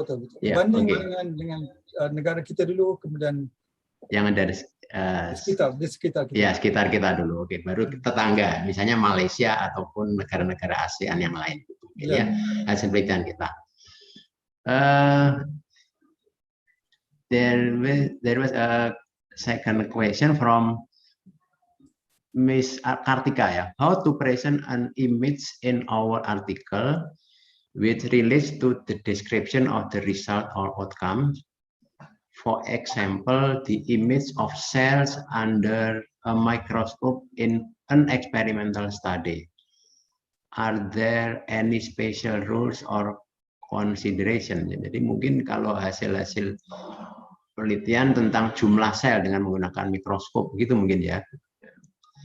Bagaimana cara penyajiannya?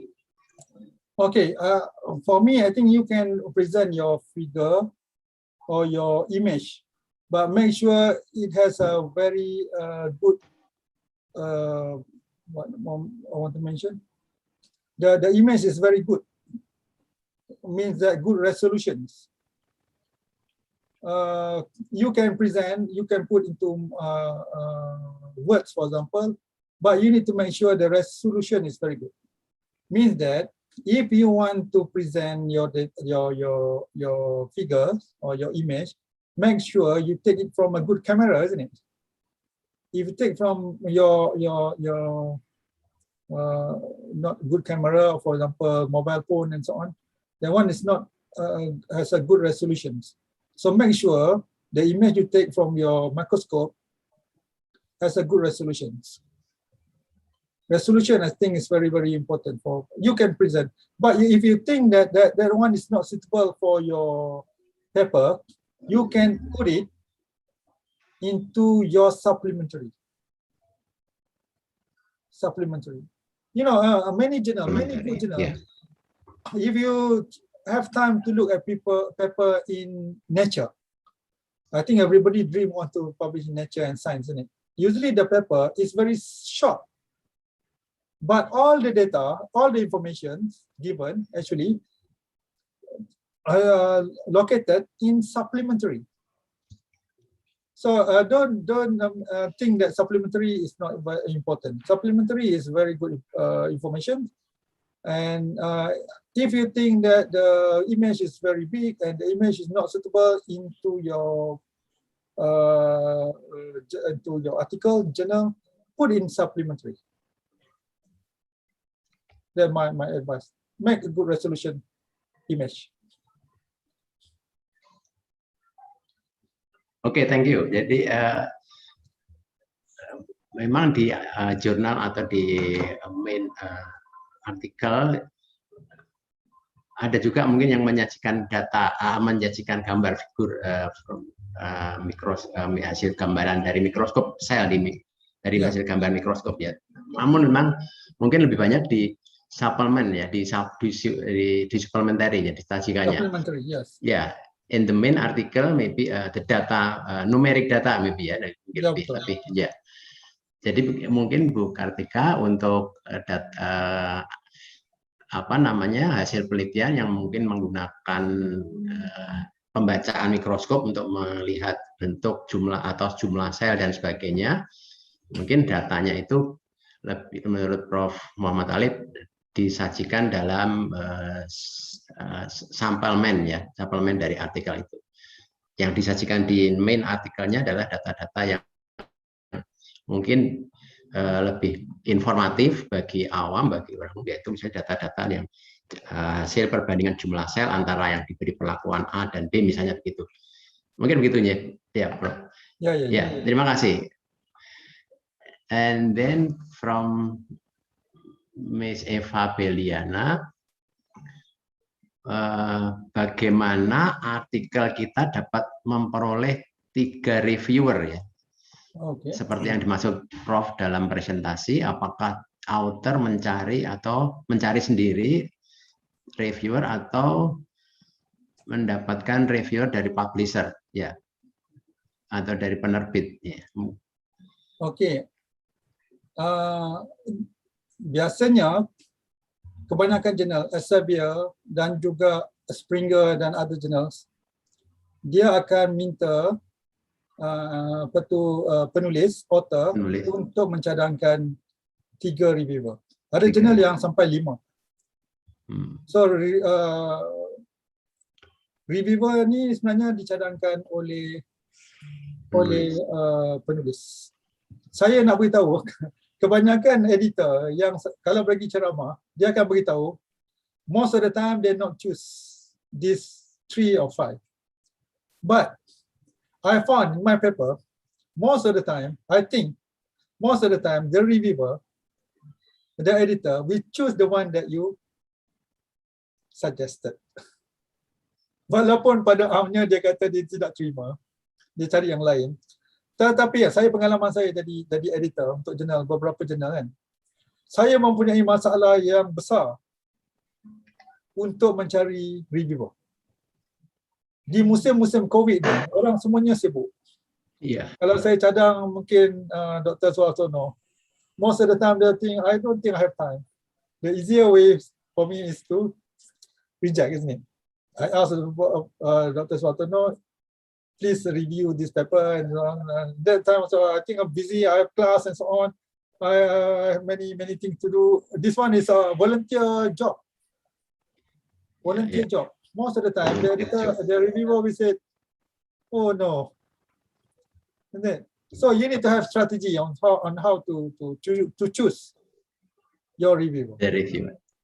The first thing I think, the reviewer usually like to review paper which has similar subject with their paper. Kalau saya tulis berkenaan air pollution, di air pollution, katalah composition of air pollution, saya memang study air pollution, composition, tiba-tiba saya nampak paper yang tu dan editor minta saya review. Selalunya saya macam berat nak tolak. I think this one is my topic. I want to know more.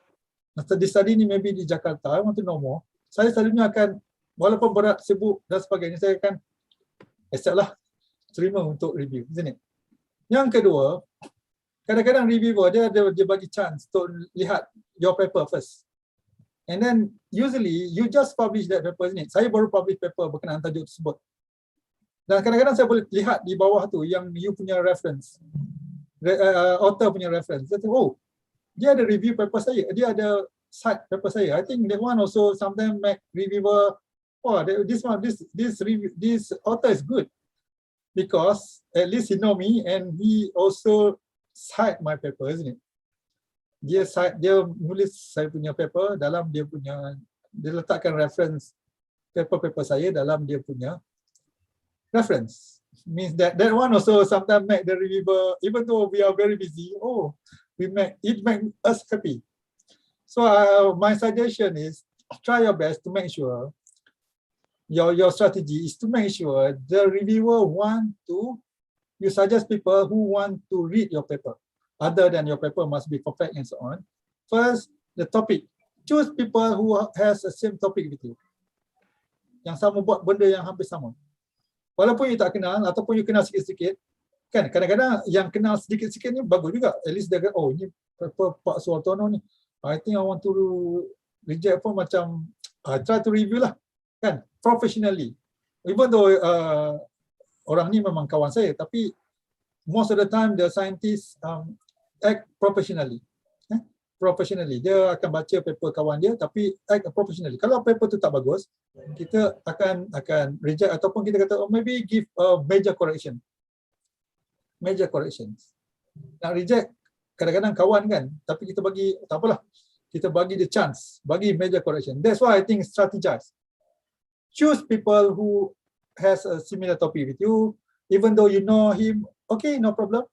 Tapi bukan orang yang selalu tulis paper dengan you. Kalau saya selalu tulis paper dengan Pak Suartono, sebenarnya saya tahu nama dia saja. Nanti the editor, I don't think say, this paper. Sebab kalau saya jadi editor, saya boleh lihat semua paper yang dalam Elsevier. Saya boleh lihat. Saya boleh check you punya nama. Ni nampak sebelahnya siapa. I will never choose people who to write paper with you many times lah maksud dia. Kalau sekali-sekali, maybe dulu 2015, I write paper with this and this and this. The editor usually will give that this opportunity. Maksud saya, pilih betul-betul reviewer tu. Apa yang saya nak cakap lah, pilih 3 yang betul-betul, yang tulis paper dalam tajuk yang bersama, bidang yang bersama. Kalau dia ada paper, you try your best to put his name, reference dalam you punya paper. At least dia tengok nanti dia nampak, at least gembira sikit kan. Dia recognize me, they appreciate me and so on. That one is never written. Benda yang tidak bertulis tapi menyebabkan orang gembira. Sama juga tadi, kalau you nak hantar jurnal ke jurnal A, Atmospheric Environment, kalau boleh cite that paper. Cite paper for Atmospheric Environment. Sebab editor jurnal, dia nakkan jurnal dia jadi impact factor yang bagus. Dan untuk impact factor yang bagus, you kena cite dia punya paper. You kena cite artikel daripada jurnal tersebut. Tetapi, editor tidak boleh promote this.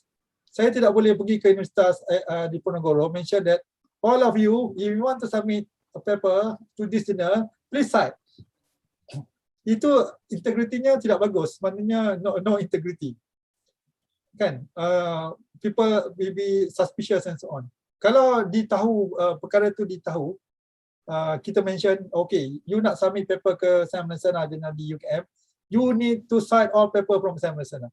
That one is no integrity. Benda ni sebenarnya tidak perlu dicakapkan, tetapi if you want to support, you need to cite that particular journal. That at least make the editor happy. Dia nak reject, dia kata, this journal, this article cite many of our journal. Maybe we can give opportunity. So we want opportunity. Bagi saya, kita nakkan peluang untuk paper kita dimajukan, dihantar kepada reviewer untuk di-review. Maknanya step kita pertama nak melepasi editor. Macam mana editor nak menerima paper kita? Nak bagi peluang untuk di-review. Please give opportunity for our paper to be reviewed. Review nanti dah second stage. Macam tu. Kita kena strategi lah benda-benda macam tu. Benda ni tidak ditulis. Tidak ditulis. tidak siapa kata mesti buat ataupun tidak dibuat. Tapi editor pun tidak boleh cakap. Tidak boleh cakap benda ni kepada orang lain. Sebab kalau cakap benda ni sebenarnya tidak begitu baik dari segi reputation, integrity. Oh, you ask people to cite your paper, your journal before submission. That one is not good. But you need to know yourself. Yeah, you need to know yourself. You try your best to include journal article from that journal in your paper. Benda tidak bertulis tapi kita boleh buat untuk menjadikan jurnal editor dan reviewer lebih gembira. Ya. Thank you, Mr. Muhammad Talib. Jadi, Ms. Eva, jadi 3 reviewer itu, yang pertama kalau kita submit atau mengirim artikel ke jurnal, tentunya pertama yang harus kita harapkan adalah artikel kita diterima dan diberi kesempatan untuk dilakukan suatu review ya. Dan tinggal reviewernya itu kalau memang harus 3, maka penulis di author harus kalau bisa menyiapkan ada 3 calon yang penelitiannya satu bidang ya, in the same dalam satu bidang ilmu gitu ya. Nah, harapannya juga tadi strategi yang disampaikan Prof. Muhammad Talib adalah kalau bisa ada sitasi dari calon reviewer. Ya. Atau ada 1 artikel atau 2 artikel dari reviewer yang Anda inginkan, itu publikasinya Anda sitasi atau Anda jadikan reference gitu ya. Mungkin itu strateginya. Saya kira itu. Ya. Terima kasih, thank you, Mr. Muhammad Talib. And then from Ms. Lisa, is there any journal recommendation from Malaysia, especially about hospital administration that's easy to publish? Mungkin ada jurnal di Malaysia yang topiknya tentang hospital administration dari memang ada. Saya rasa di UPM Prof. Jamal, Prof. Juliana ada satu jurnal, International Journal for Public Health. Saya rasa boleh cubalah untuk hantar di situ. Tapi saya juga ingin menggalakkan supaya hantar jurnal yang kelebihan antarabangsa. Tidak semestinya jurnal-jurnal di Malaysia. My suggestion saya bukan nak katakan problem, cuma saya nak beritahu sedikit kadang-kadang jurnal yang dipunyai oleh universiti dia kekurangan kaki tangan. Dan juga bila kekurangan kaki tangan dan dia punya kekurangan editor dan sebagainya, proses review tu agak lama. Dan juga jurnal tu tidak mendapat sambutan untuk direview oleh penyelidik antarabangsa. So that's the problem, kekangan lah dalam bahasa Melayu kan, kekangan untuk publish dengan cepat. Kadang-kadang saya pun simpati juga, kadang-kadang ada orang yang nak publish dalam jurnal di Malaysia, kadang-kadang hantar ke sana, kadang-kadang ambil masa yang lama. Itu yang saya beritahu awal-awal lah. Masa dia, you can publish in Springer Journal, Elsevier Journal and other journal, not necessarily from Malaysian Journal, and don't always think that easy to publish. For me, you try your best to submit your paper, good paper. The paper is complete. The paper is, I want to quote, perfect. Your co-author already read, your mentor already read carefully, and try to submit the good journal, Elsevier or Springer and so on. Don't just focus in journal in Indonesia or Malaysia, and you think that easy to publish. Easy, I don't want to mention easy is something that usually shows low quality and so on, but try your best to make sure to submit in a good journal. Don't expect this journal is easy to publish. Okay, thank you. On average, how long does it take from submitting to publishing? Berapa lama waktu yang diperlukan untuk mulai submit sampai publish di jurnal-jurnal di Malaysia? Prof. Muhammad Ali.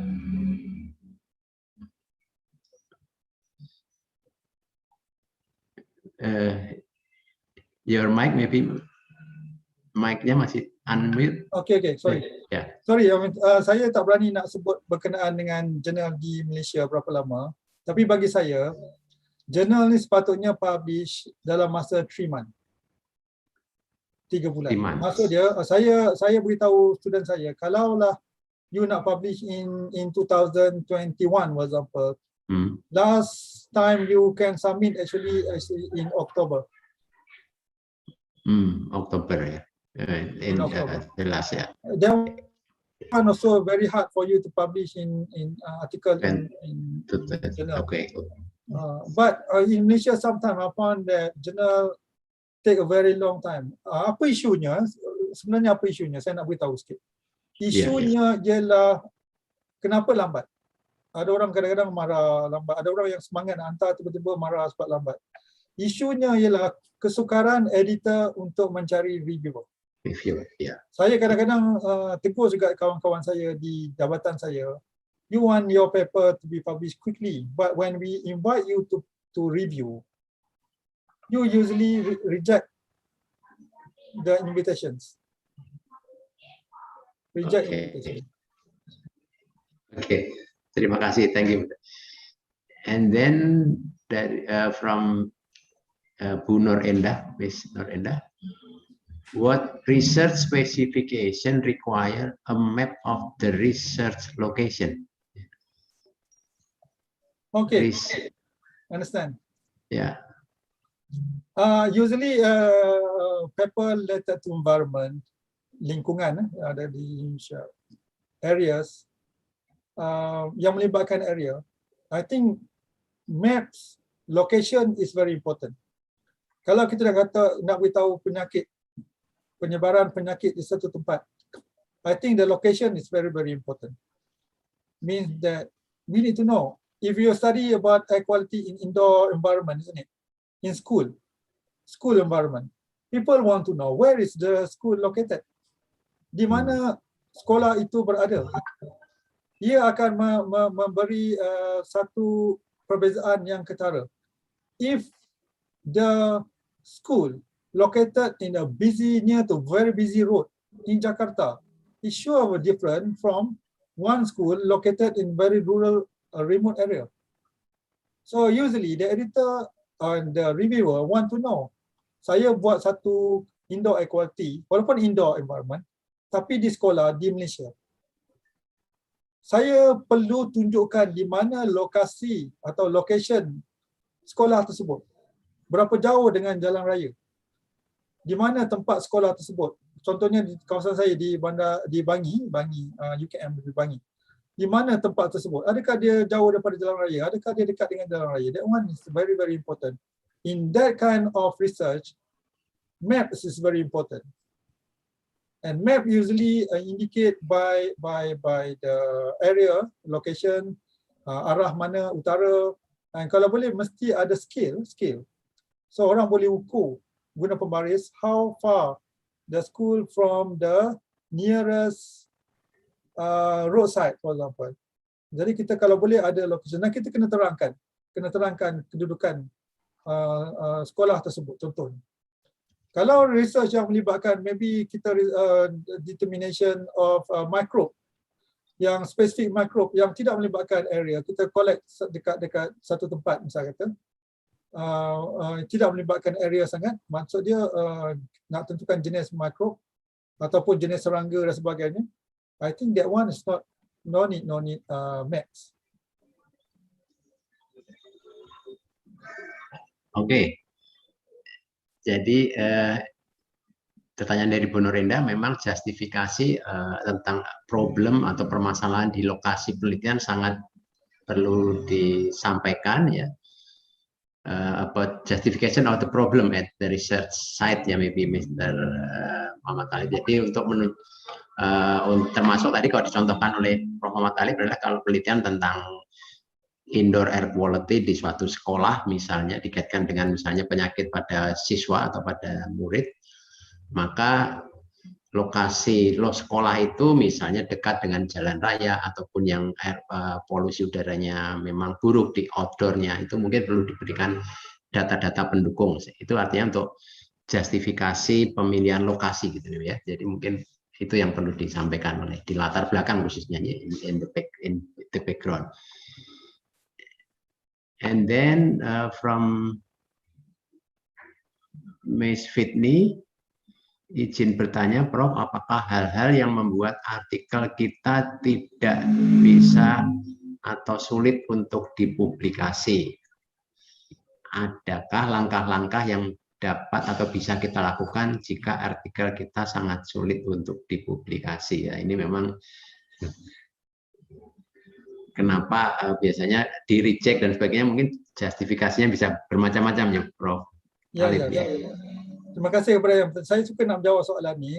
Ya. Saya rasa yang utama sekali, the main factors, saya mention as seriousness, kesungguhan. Saya rasa ini kesungguhan ni termasuklah dalam proposal pendidikan dan sebagainya.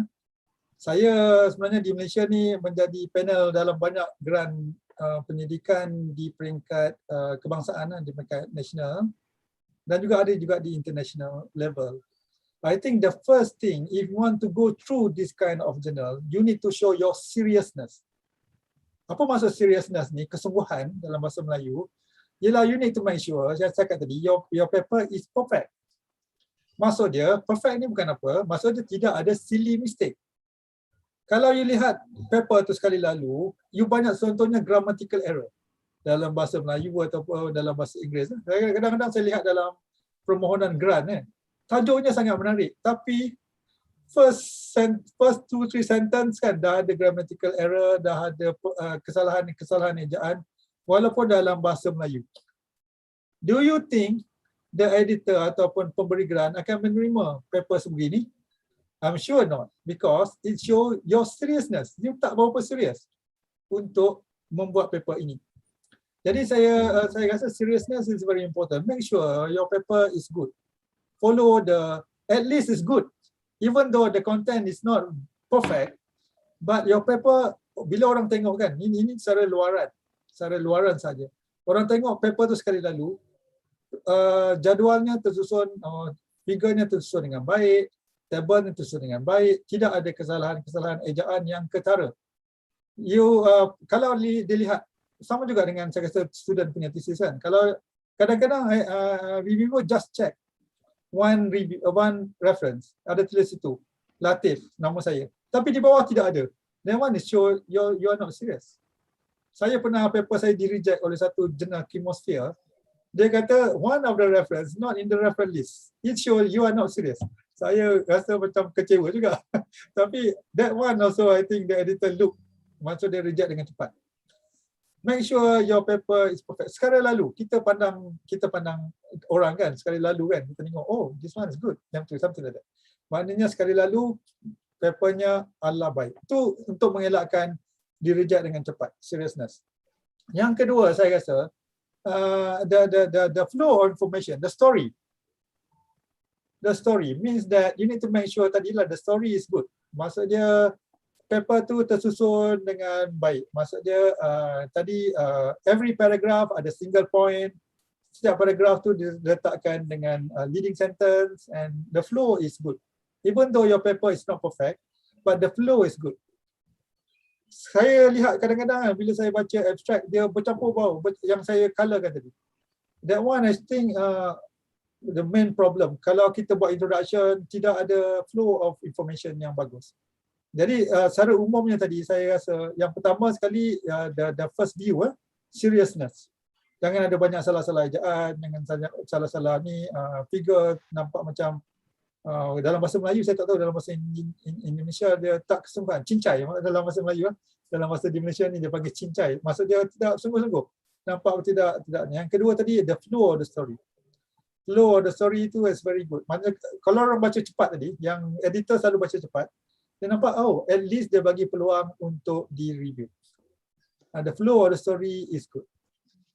Jadi untuk ni, saya cadangkan you bagi kepada your co-authors, kalau you student, bagi kepada you punya supervisor. Minta tolong, kadang-kadang dia sebut, minta tolong baca.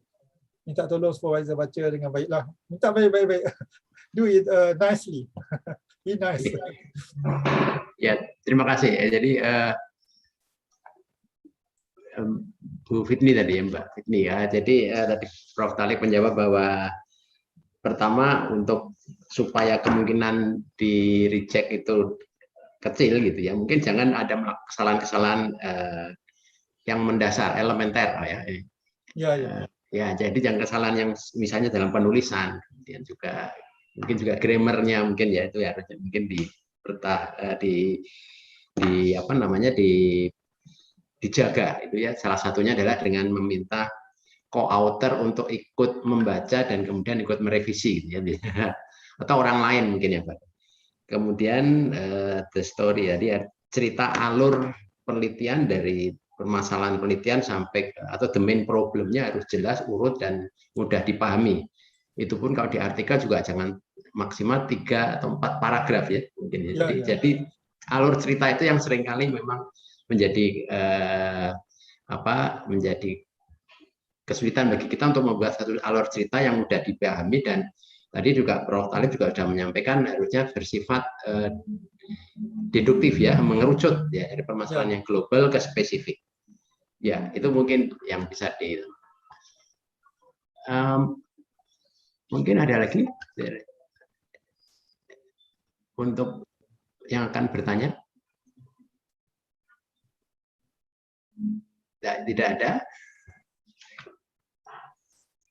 Oke, kalau tidak ada, mungkin dapat saya simpulkan bahwa presentasi dari Prof. Muhammad Talib Latif ini sangat menarik, dan mulai dari bagaimana membuat title yang baik, membuat abstrak gitu ya, kemudian sampai introduction, terutama introduction ya, background, bagaimana kita membuat suatu alur pikir yang orang awam itu mudah paham ya, mudah dipahami oleh orang awam ya. Kemudian mengerucut sampai perumusan permasalahan yang jelas, tujuannya juga simple dan jelas. Lalu metode juga disampaikan dengan baik, dan hasil penelitian disajikan dengan menggunakan menggunakan tabel ataupun figur yang tepat gitu ya. Dan nanti discussion atau pembahasan juga tentunya harus spesifik sesuai dengan temuan dan tujuan yang kita ingin capai. Kemudian simpulan jangan mengulang dari hasil, tapi yang poin-poinnya saja, dan saran dari tindak lanjut penelitian ini juga harus yang spesifik sesuai dengan penelitian yang kita lakukan. Dan yang terakhir terkait dengan referensi, sebaiknya yang up to date dan relevan dengan topik yang kita sajikan atau kita buat. Saya kira itu Bu Niki yang bisa saya sampaikan selaku moderator. Sekali lagi terima kasih kepada Profesor Muhammad Talib Latif atas waktunya. Mudah-mudahan semua ini bermanfaat untuk kita semua. Wabillahi taufiq wal hidayah. Wassalamualaikum warahmatullahi wabarakatuh. Baik. Waalaikumsalam warahmatullahi wabarakatuh. Terima kasih Pak Suhartono selaku moderator yang sudah memandu diskusi, dan terima kasih pula kepada Profesor Muhammad Talib Latif atas pengetahuan yang sangat luar biasa terkait dengan penulisan artikel, juga untuk strategi dalam publikasi artikel ilmiah di jurnal yang bereputasi. Baik, saya ucapkan juga terima kasih kepada seluruh peserta yang sudah mengikuti kegiatan ini hingga selesai, dan mohon untuk bisa mengisi daftar hadir yang sudah kami share melalui Zoom chat di dalam form evaluasi. Silakan bisa diisi, dan nanti untuk semua peserta yang mengikuti kegiatan ini akan dibuatkan sertifikat kegiatan. Dan semoga kegiatan ini bisa memberikan manfaat untuk kita semua. Sebelum kita mengakhiri, mungkin ada baiknya kita bisa berfoto bersama. Mohon bisa menyalakan kameranya masing-masing. Turn on your camera.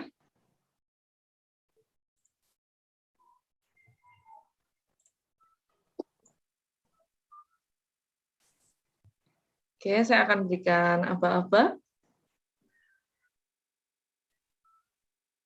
1, 2, 3.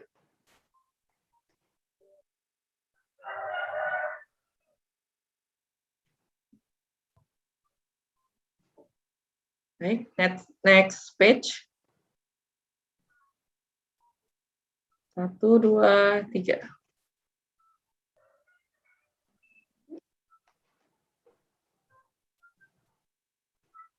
Next.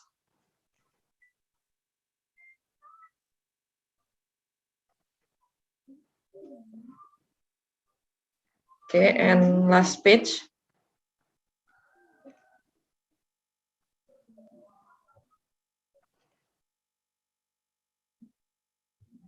Oke, saya ucapkan kembali terima kasih kepada moderator pada pagi hari ini, juga Prof. Muhammad Alif Latif atas materi yang sangat luar biasa. Terima kasih semua peserta dalam kegiatan pada pagi hari ini. Mohon maaf jika ada kesalahan ataupun ada kekurangan dalam saya ataupun kami dalam menyelenggarakan kegiatan pada pagi hari ini. Semoga kita masih diberikan kesempatan untuk bisa bertemu kembali dalam kegiatan-kegiatan selanjutnya. Kita akhiri untuk kegiatan visiting Profesor pada pagi hari ini. Terima kasih. Wassalamualaikum warahmatullahi wabarakatuh. Waalaikumsalam warahmatullahi wabarakatuh. Thank you, Prof. Thank you, Prof. Muhammad Alif. Assalamualaikum. Jinli.